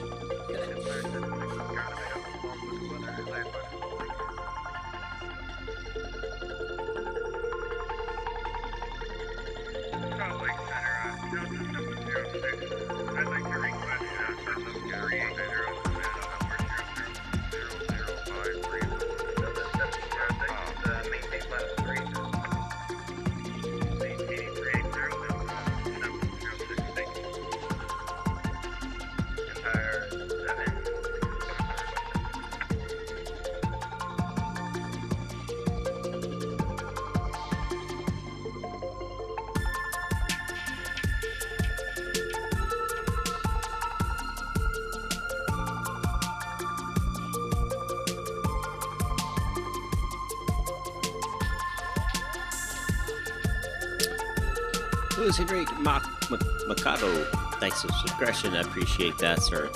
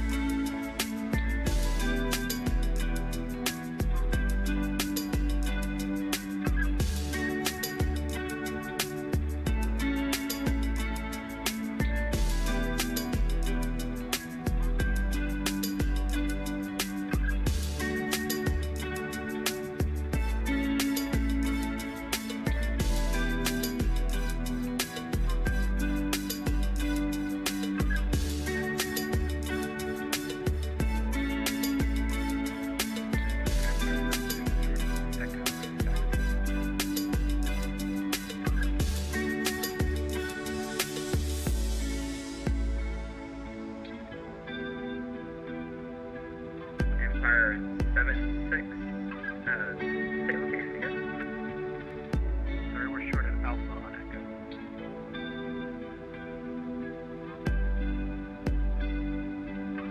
Empire 76, runway 3, taxi via Alpha. Runway 3 via Alpha, Empire 76. Salt Lake City Center, American 13. We got a little bit here, guys, before we start our approach planning. Probably another 15 or 20 minutes, and then we'll start our approach planning. Start descent into the Portland area in about 30 minutes, and then should be landing in about an hour, or less than an hour. Salt Lake City Center, take it. Radio. 899. Radio check 5 by 5. How do you read?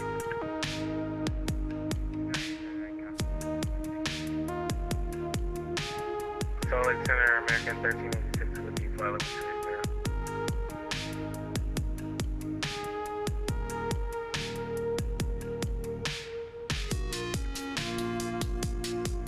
American 1386, Salt Lake City Center, ident American 1386. And Salt Lake Center, Delta 830 to have you with you, climbing through Buffalo 1674, Buffalo 23 Joe. Delta 838, Salt Lake City Center, climb maintain flight level 35. Climb maintain 35 Joe, Delta 838 heavy.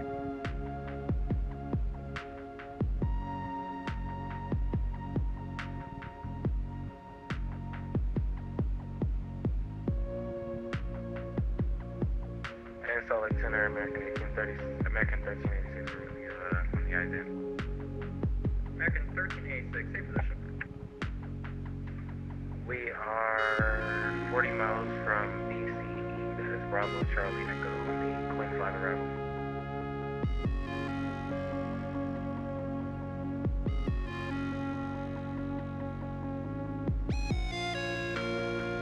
At flight level 280.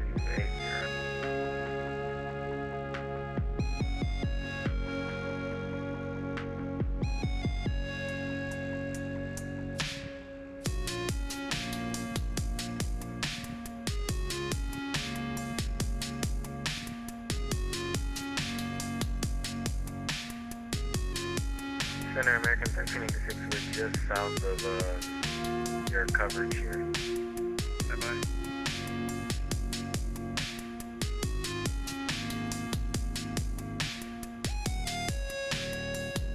American 1386, where's that?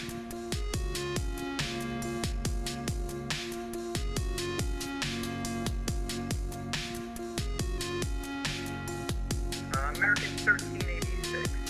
Of course, we missed you everything about aviation. Miss all my watchers and viewers Acknowledge your radar contact. when they step away.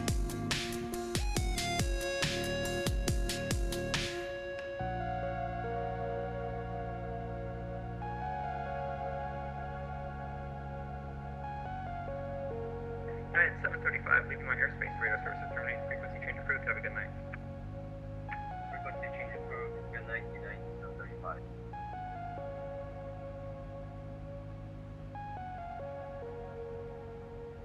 Delta 683, leaving my airspace, radar services terminating, frequency change approved, have a good night.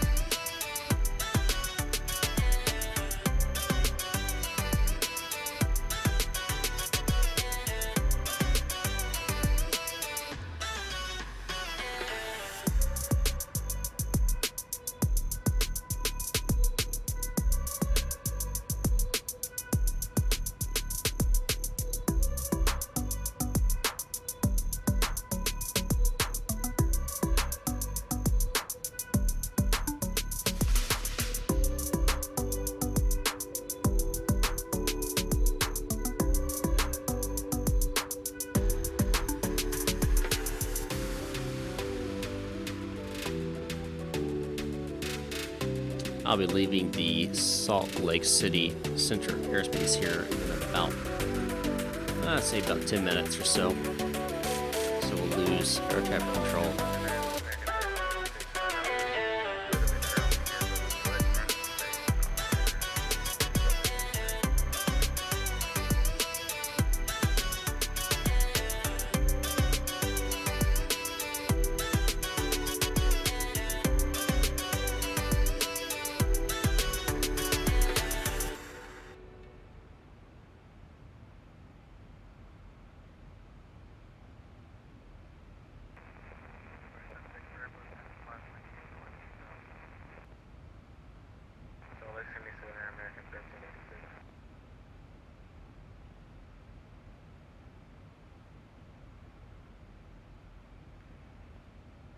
American 1386 at South Ops at Salt Lake City. Roger that, we're Salt Lake City's landing from American 1386. Center Southwest 2254 on the ground at Boise at the terminal short of Alpha with the current weather rated taxi. American 1386, proceed direct DTA, Delta, Tango Alpha, then Delta 5 arrival. Alright, we'll proceed direct Delta Tango Alpha on the Delta 5 arrival as soon as we get that plugged into our FNC here. Just take us a minute, sir.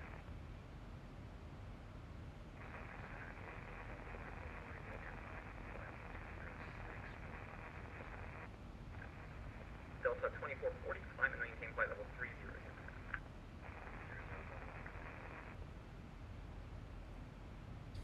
Center Southwest 2254 on the ground at Boise with the current weather short of Alpha at the terminal. I don't know what is going on with the lighting here. Yeah, Empire 76, were you falling?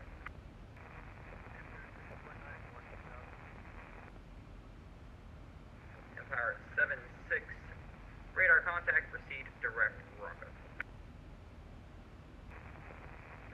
Let's see, 171 nautical miles top descent, and about 290 miles till our arrival. Center Delta 2914, now we're looking to climb to flight level 400, please.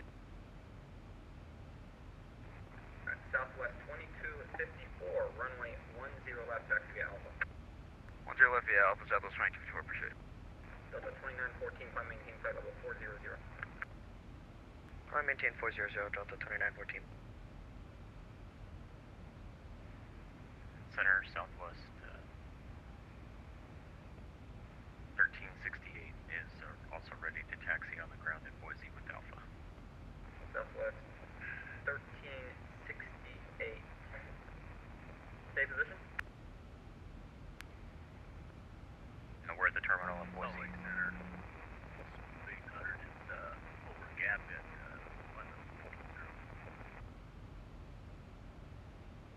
At Southwest 1368, runway 10 left, taxi via Alpha, follow company. Alright, we'll follow the company on Alpha to the 10 left, Southwest 1368. Move 800, leaving my airspace, radar services terminated, frequency change, approach, have a good night.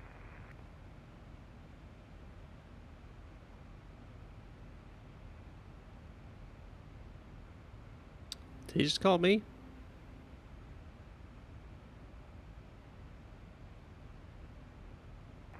Center, 800.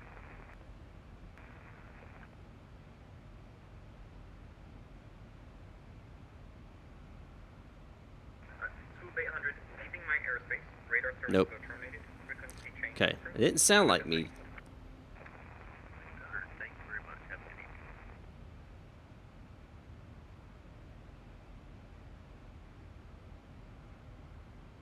But I'll be coming up here shortly on the switch out from Salt Lake.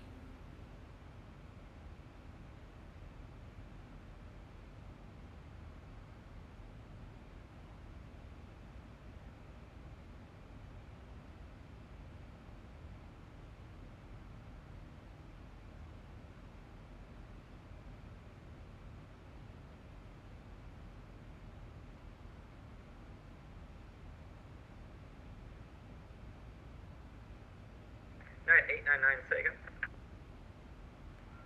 United 899, do you have a flight plan for us?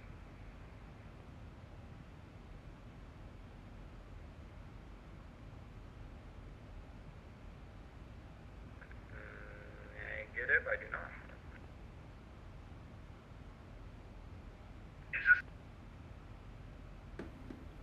Alright, never mind, I see it.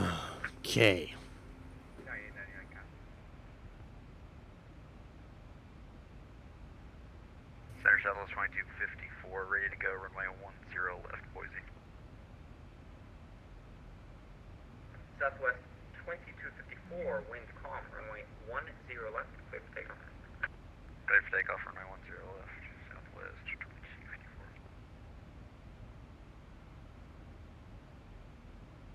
And center Delta 2440, ready to request. Delta 2440.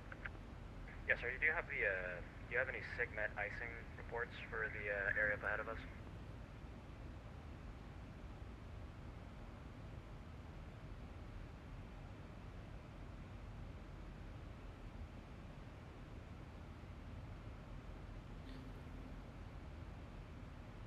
I'm not in to check right, am I?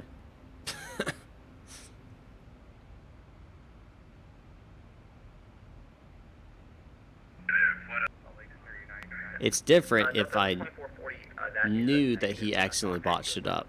But he said 800. I was like, I'm 2128.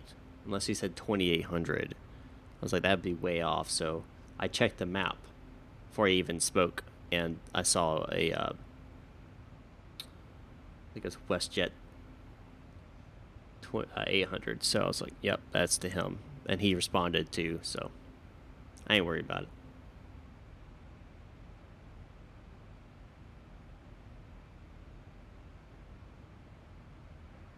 Salt Lake United 899. United 899. United 899 would like flight level 380.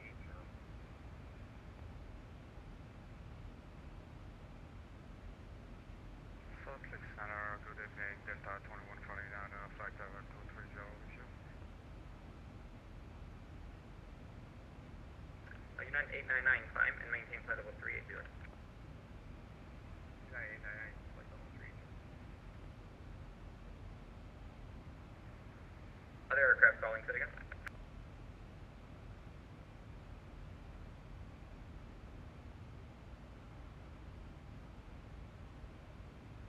Well, if he kept calling it, I would eventually respond too.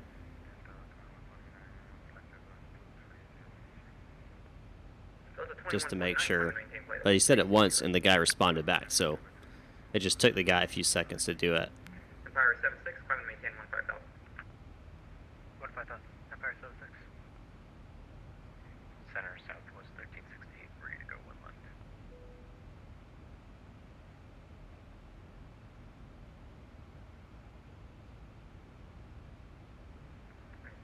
Southwest 1368, standby. Southwest 2254, radar contact, say altitude.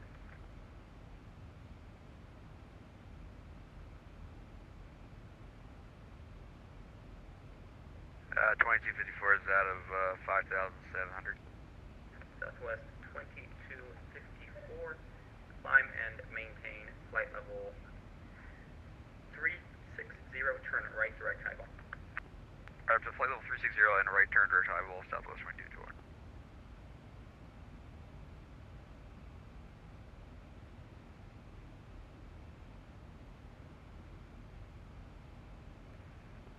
And Southwest 1394, wind calm, runway 10 left, clear for takeoff.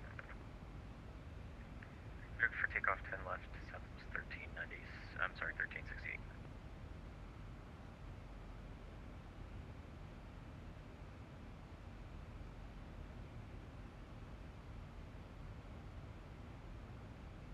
Should have passed me off. I'm basically exiting his airspace right now.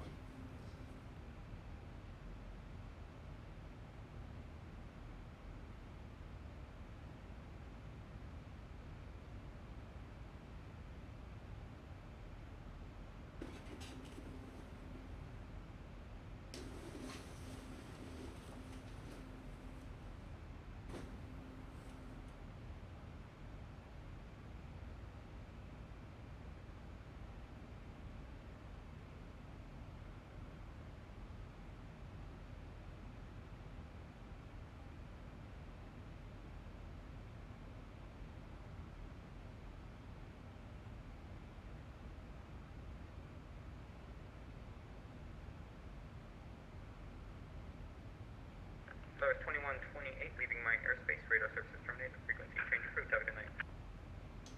Over to Unicom for Solaris 2128. Appreciate the service. Alright, we're over on Unicom now.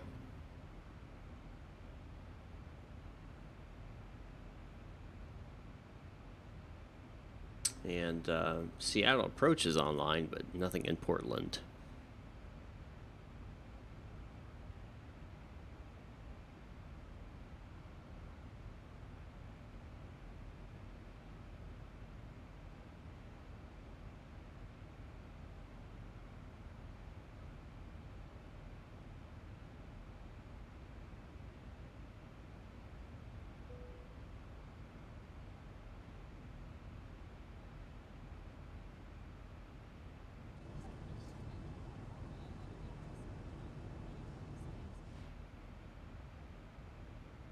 All right, let's get this stuff on the road here for programming the approach.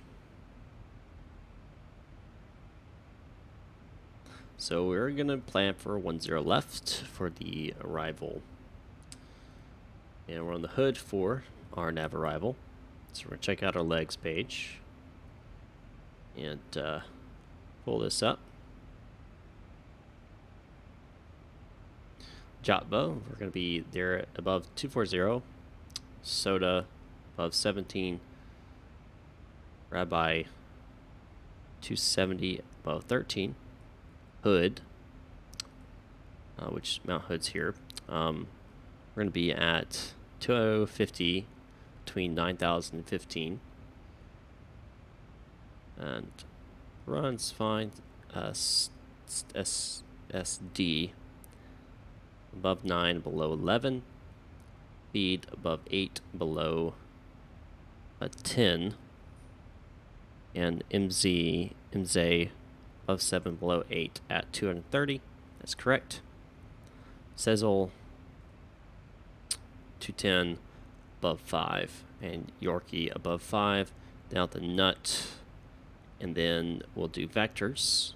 Turn left basically toward Buxom, and then onto the approach. And the approach will be ILS 10 left. The weather in Portland is, let's see, scattered at 10,000, overcast at 150. So we're good on the, we could even do a visual approach if you wanted to. Here is our approach. Again, Buxom pretty much, and then straight in. So what we're going to do here, a couple things I'm going to do as my descent procedures pop up. Perfect timing. We're going to go descent, forecast, and wish I could bring up my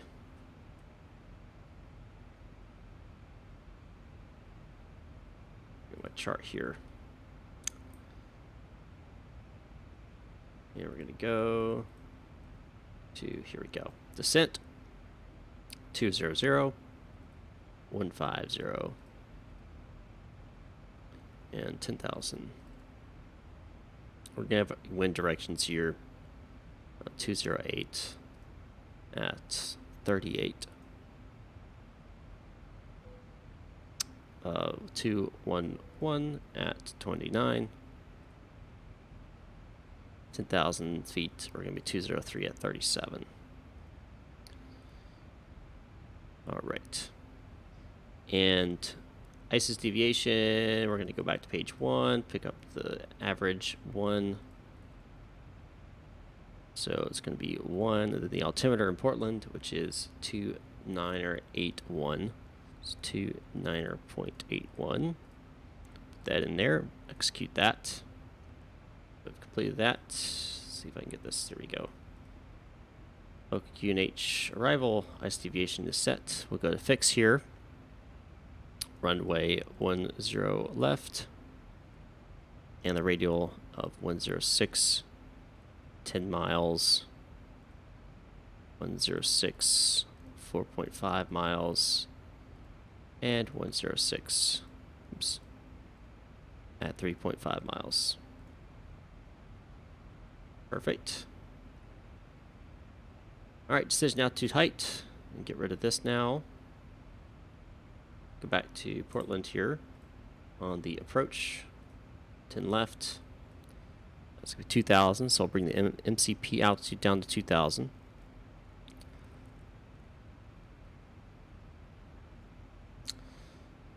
Nav frequencies.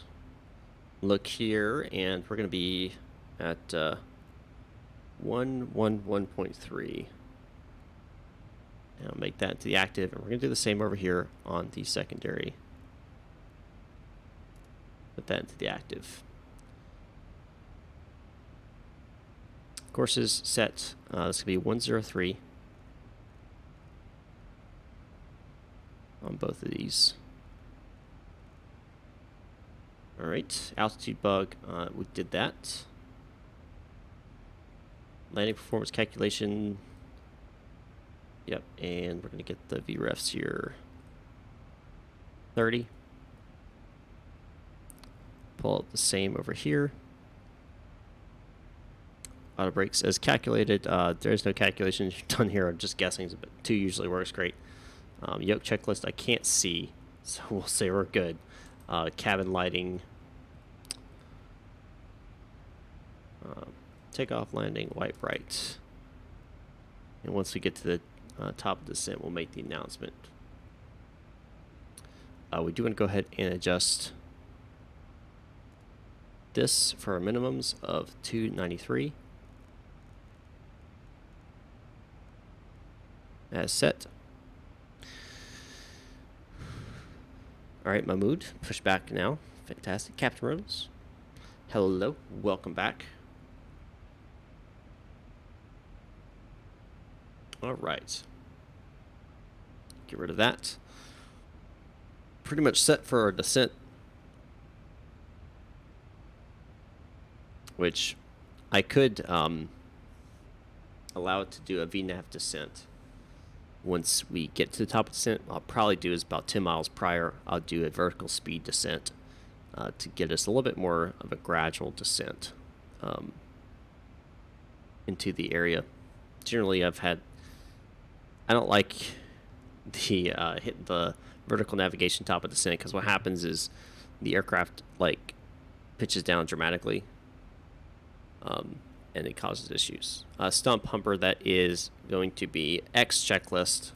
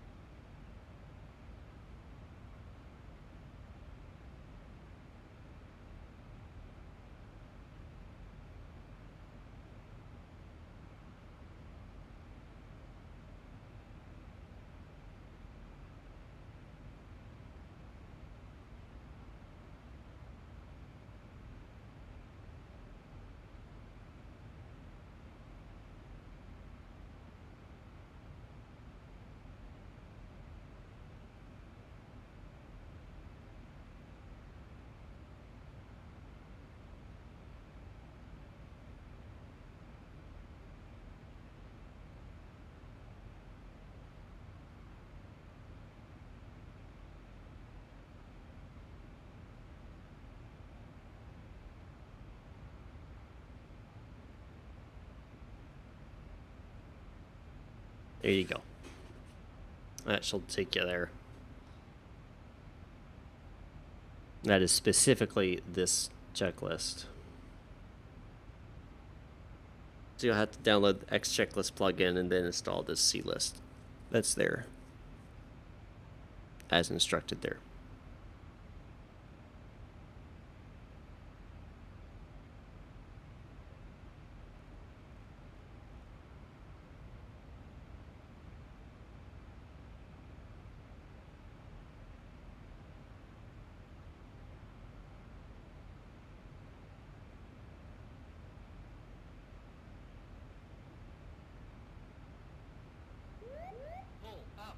The Pupper, thanks for the subscription. Appreciate it.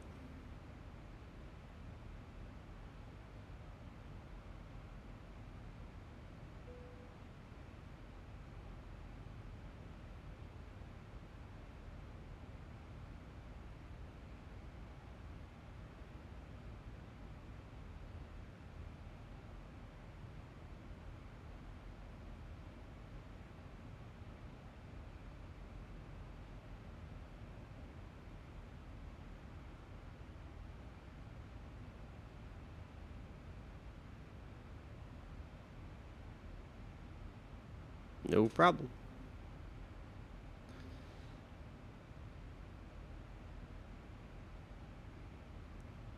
$20 miles.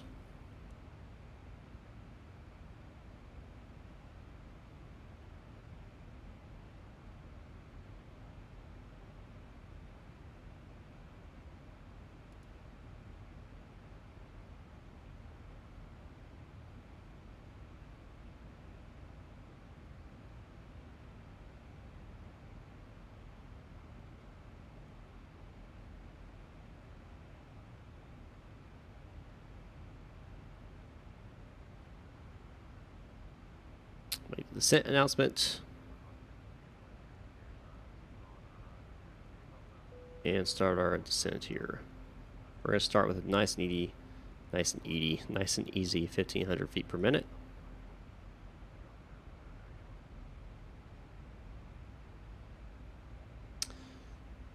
Portland traffic, Solaris 2128 at flight level 340, descending for 2,000 via the code 4 arrival for ILS 10 left approach. Portland traffic.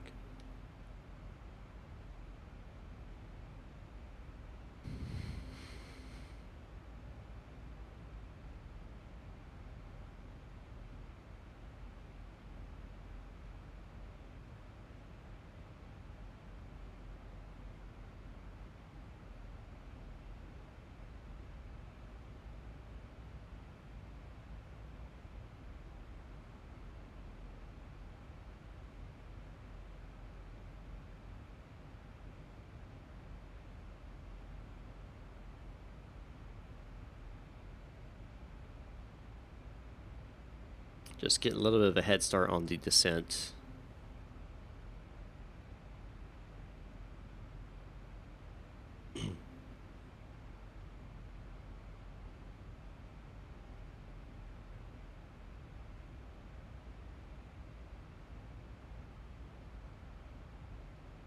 Make it a little bit easier on the passengers.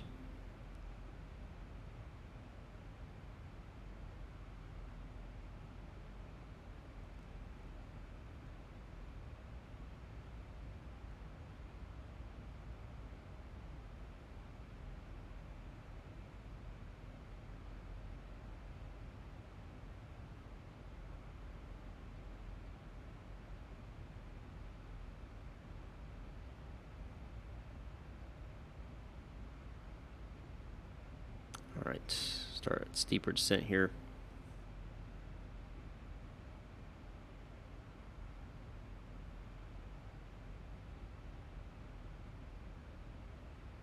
What I'm doing is I'm watching my vertical path indicator here, and I'm keeping an eye on it. As it gets close to 0, I'll switch it back over to vertical navigation.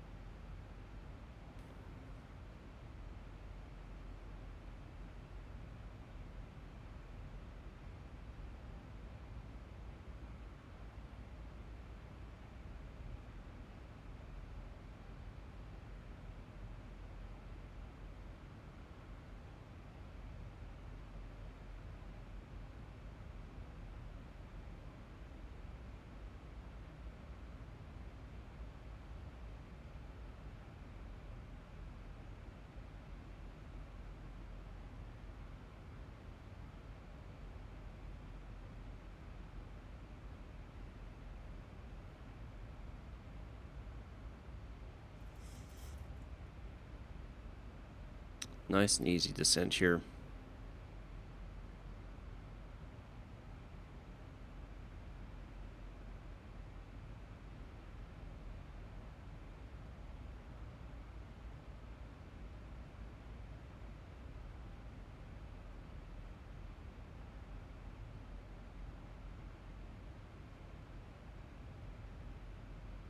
Getting close to that 0 on the vertical path there.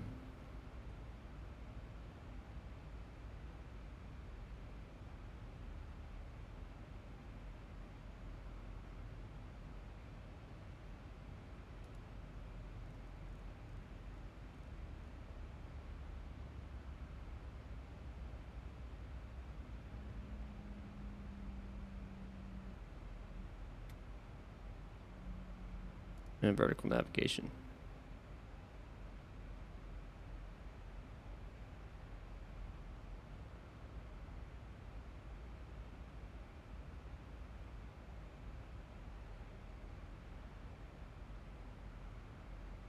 Give it a little bit of speed brakes here to get us slowed down to our target speed of 288 knots.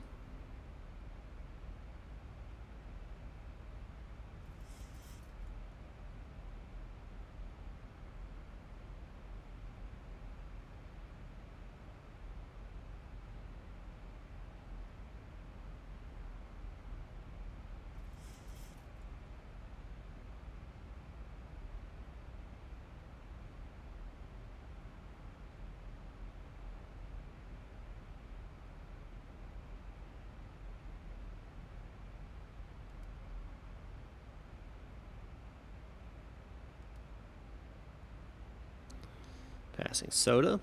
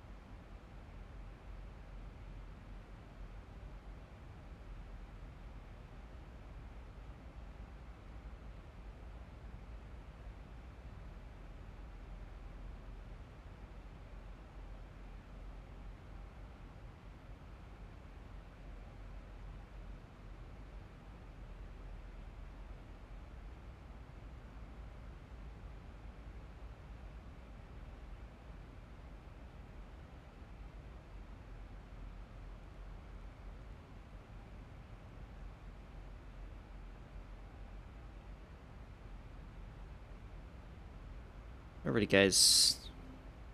We are getting really close now.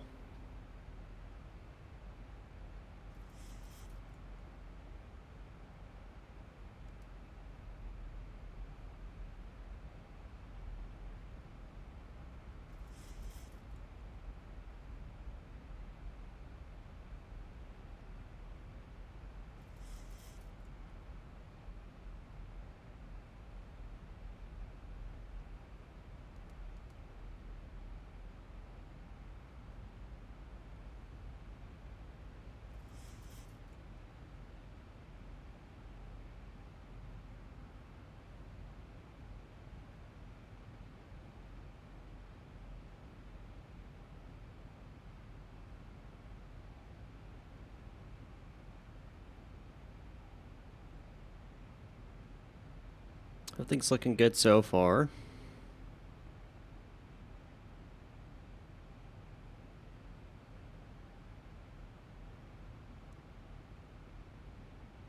See if I can. I don't think I'll be able to see Portland. Nope, not yet. That's not Port. Well, no, that's not Portland. That would be. Can't really see what that is. See if I zip.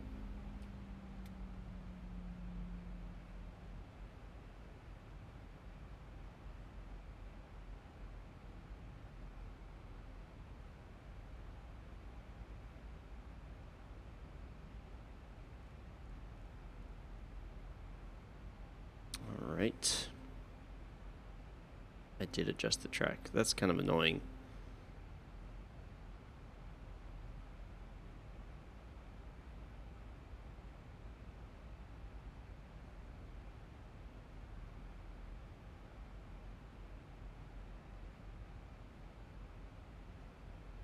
You better see a 150 or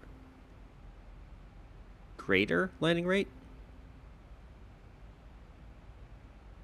Or 150 or less. 150 or less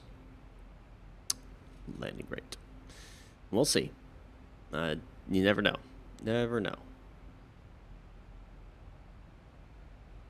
See, last time I did 158, so we'll see how I do on this time.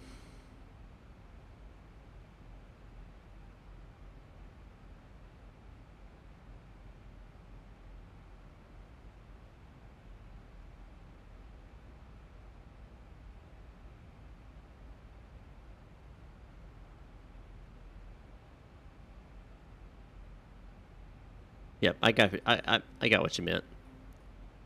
I got what you meant. There's Portland right there. And that's the runway we'll be landing on, that direction. So we're not landing this way, we're landing this way. I don't plan on pulling a Ryanair, but you never know. You never know.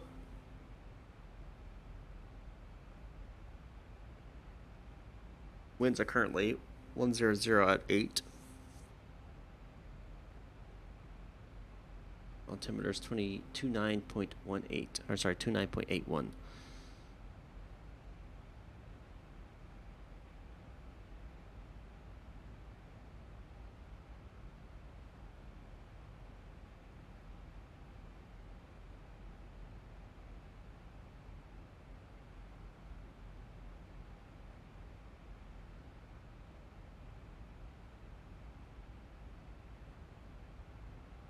Let's hope I get this thing nailed down perfectly, but you never know.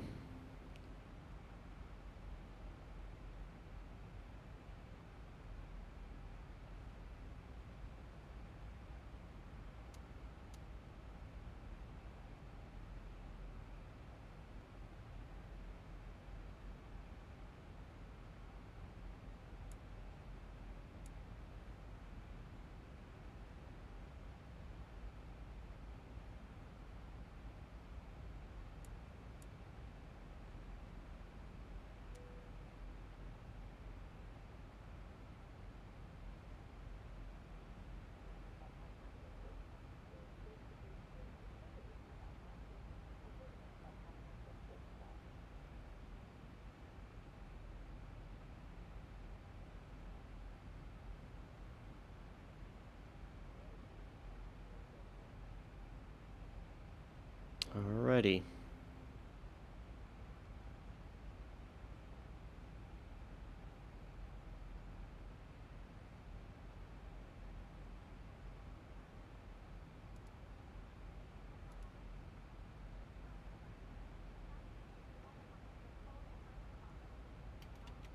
Nope. Wrong things. Speed brakes.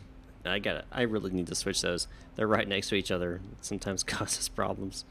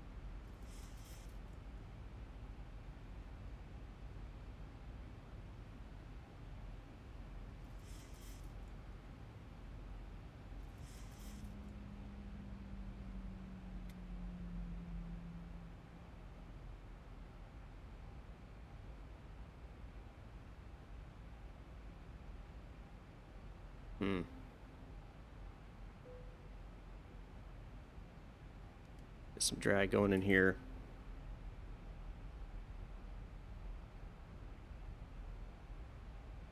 Five knots is fine. And the wind correction.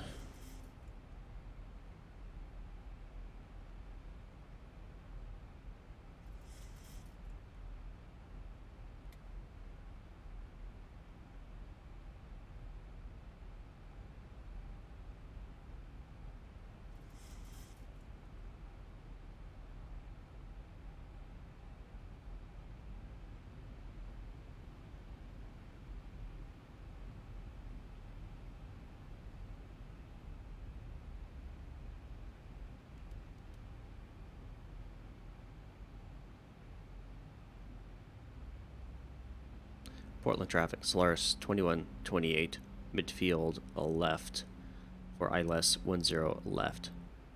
Portland traffic.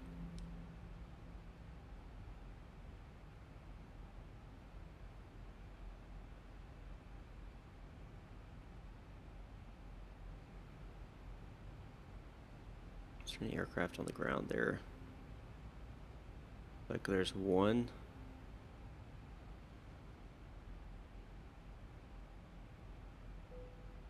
I mean, you could. I mean, I don't know. I don't really know you, so.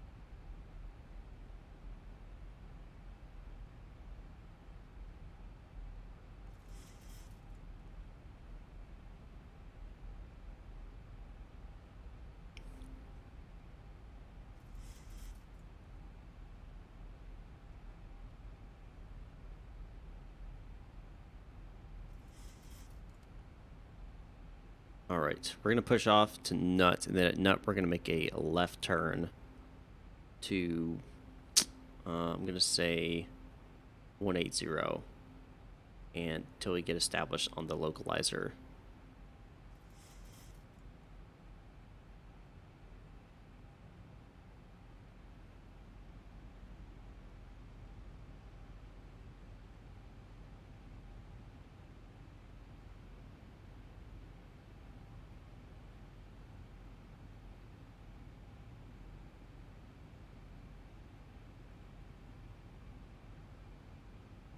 Delta Airlines Academy.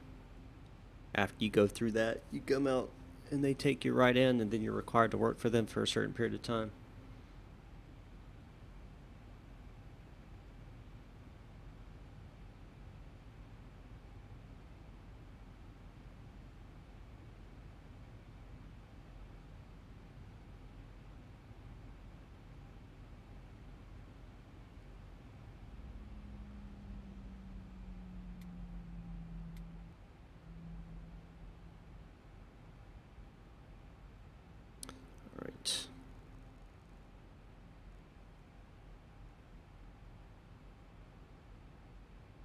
Go ahead and drop flaps.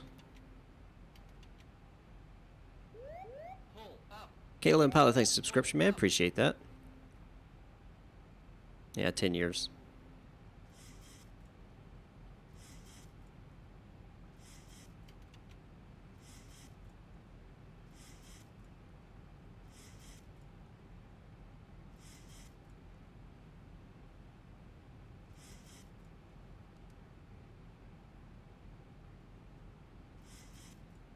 Once we hit nut, guys, we're going to make a left turn to 180. All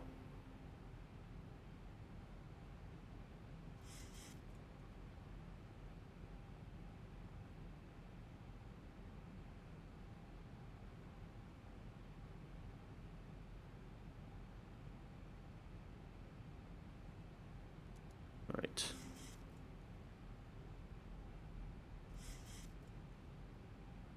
Here we go.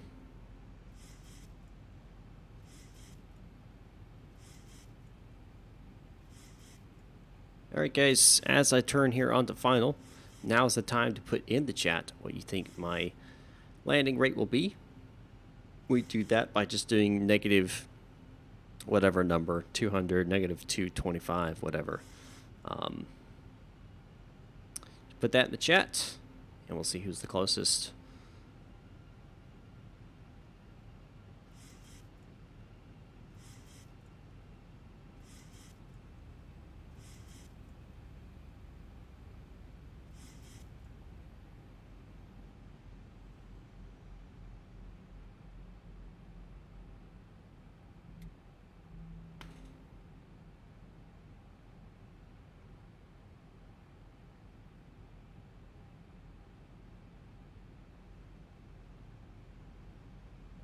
Well, I don't have the plugin that he has. I just look at the numbers. I think it's a fun thing to do.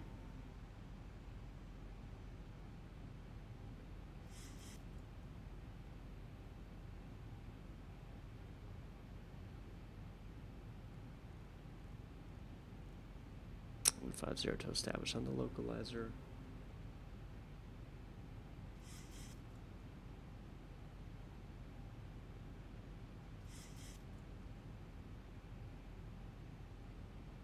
Double check something real fast.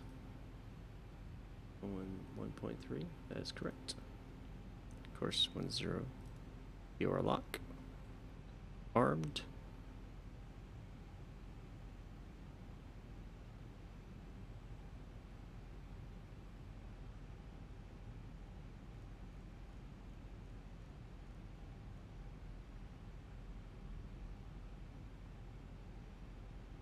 Not picking up the localizer yet, so I'm going to make a direct in turn here.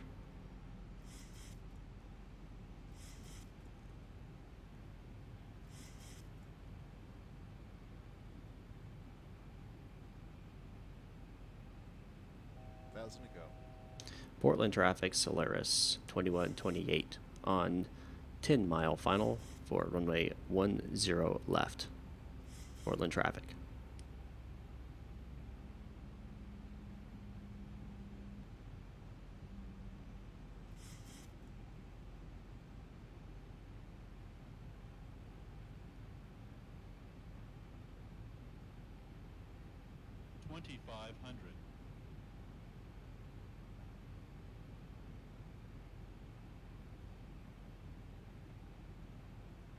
.50 will be a final approach speed.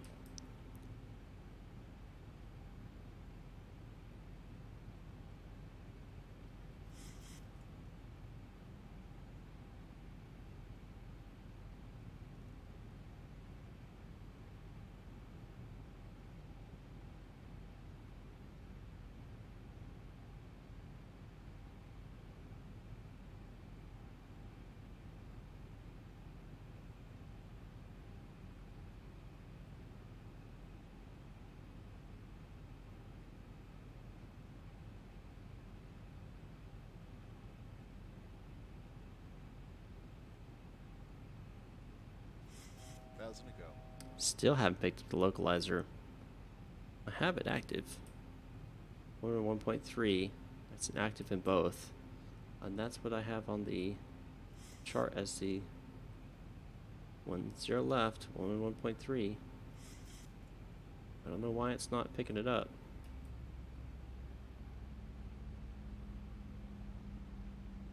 Guess we'll be doing a visual approach, guys. That's interesting.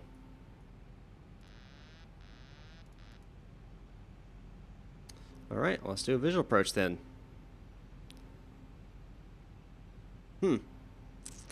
That is interesting.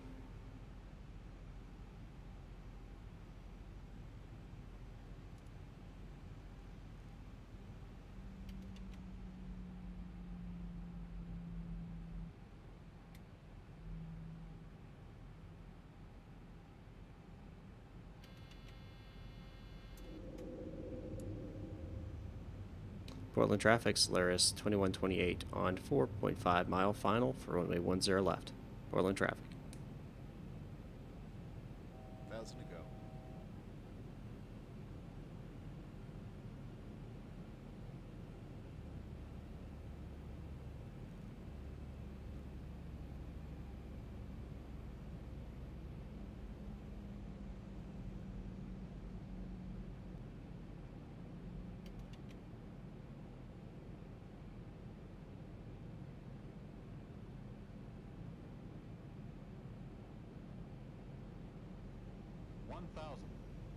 Thousand feet, stabilized, Mr. Birch, altitude set.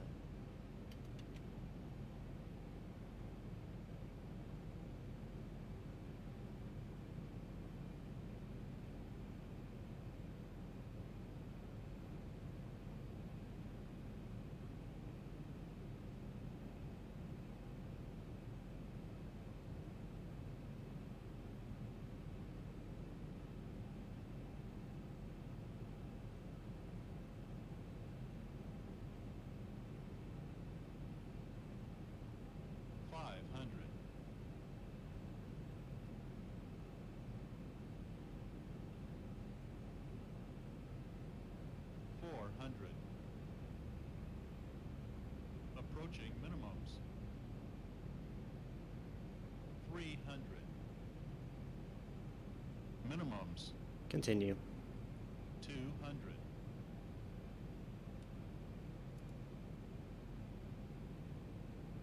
100. 50. 40. 30. 20. 10. Ouch! Holy cow!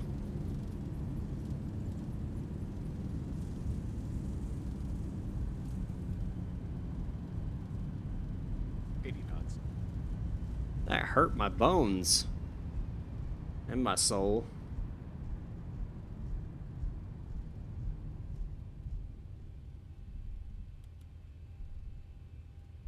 Why can I barely see any lights? What is going on with this game?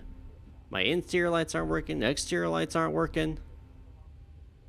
ILS isn't working.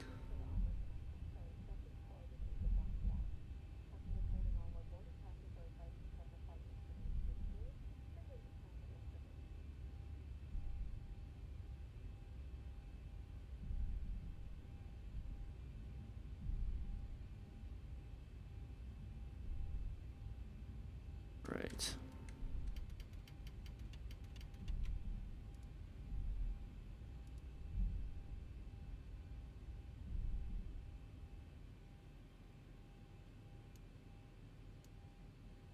I can't see anything. Golly, hold on. Portland traffic, Solaris 2128, clear of runway 10 left. Portland traffic. What is going on? I can't see anything. Steady. Responder alt off.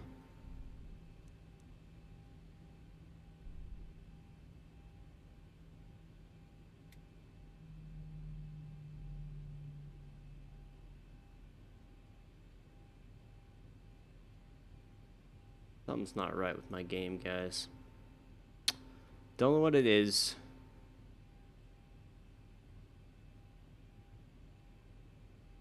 Can't even see where I'm supposed to go. So that's Alpha right there. Okay.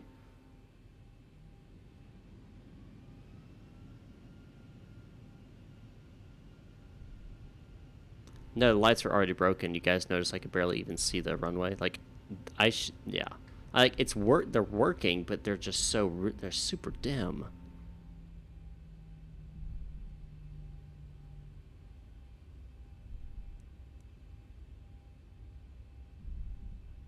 Anyway, we'll get to the gate here in a second. Portland traffic, Solaris 2128, taxiing to gate Delta 15. Portland traffic. I don't feel like doing a whole fresh install. Maybe it's the Zibo, the updated Zibo. Maybe that's why they came with an update right after 0.4. Maybe 0.5 fixes that or something. I don't know. But like ILS wasn't working. The interior lights aren't working. Exterior lights aren't working.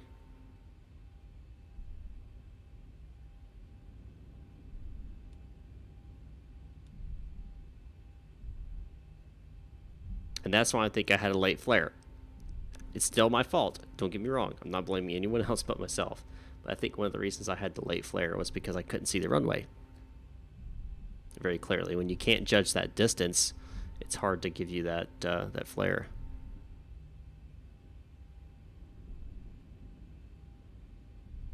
My natural light setting.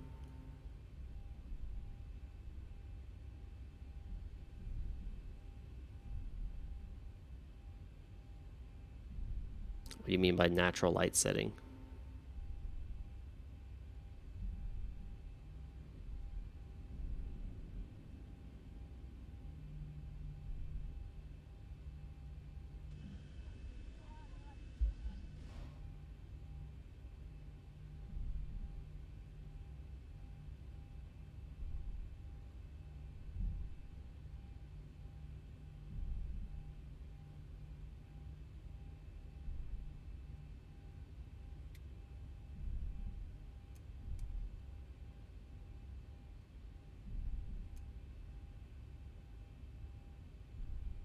Oh, I had to look after I get taxied and stop there.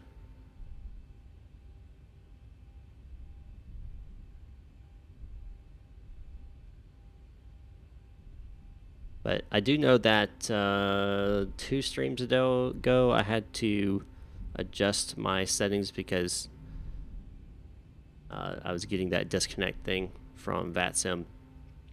Even though I generally stay around 35, 40 frames per second in the Zibo while I'm streaming, for some reason I was, according to the plugin now, I was dropping below 20 and I got kicked off twice. I don't think I actually dropped below 20 for the required 20 seconds or 30 seconds or whatever. But you know, I don't think it's accurate. That's just my opinion. I mean, it was decent lineup, decent touchdown point, but it was hard. It wouldn't have damaged anything or anybody. You'd be fine, but you wouldn't be necessarily happy about the landing, though. Let's just park here in this torture.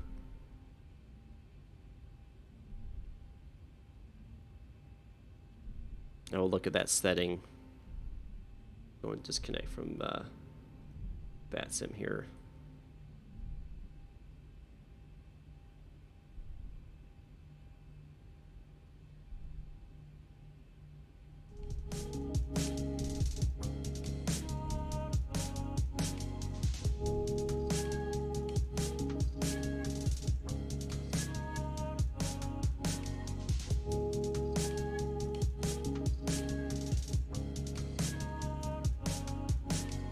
Is that it?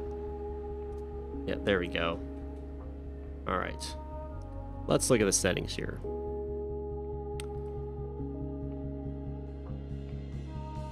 I don't see any natural lighting things.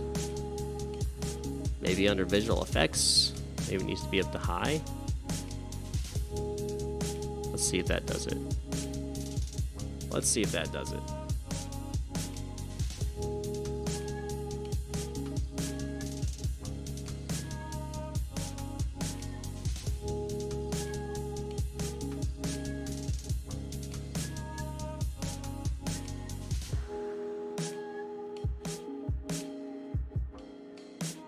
It didn't, there it is. Wow. Wow.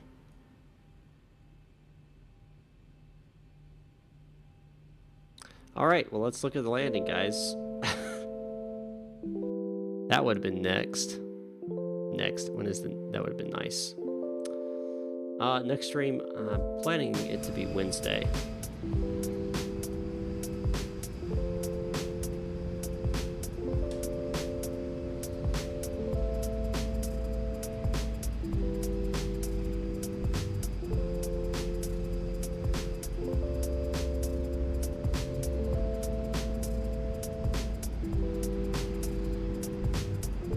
That's kind of lame though, because that's like whatever. I guess whatever. It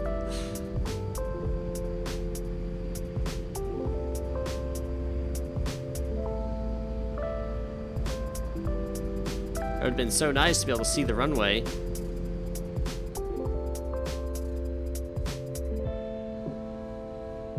Yeah, it was a late flare. Yeah. Hey, I did the captain marks though, right? So there's that. It's a good touchdown point. That's about it. Who got it? Let's see.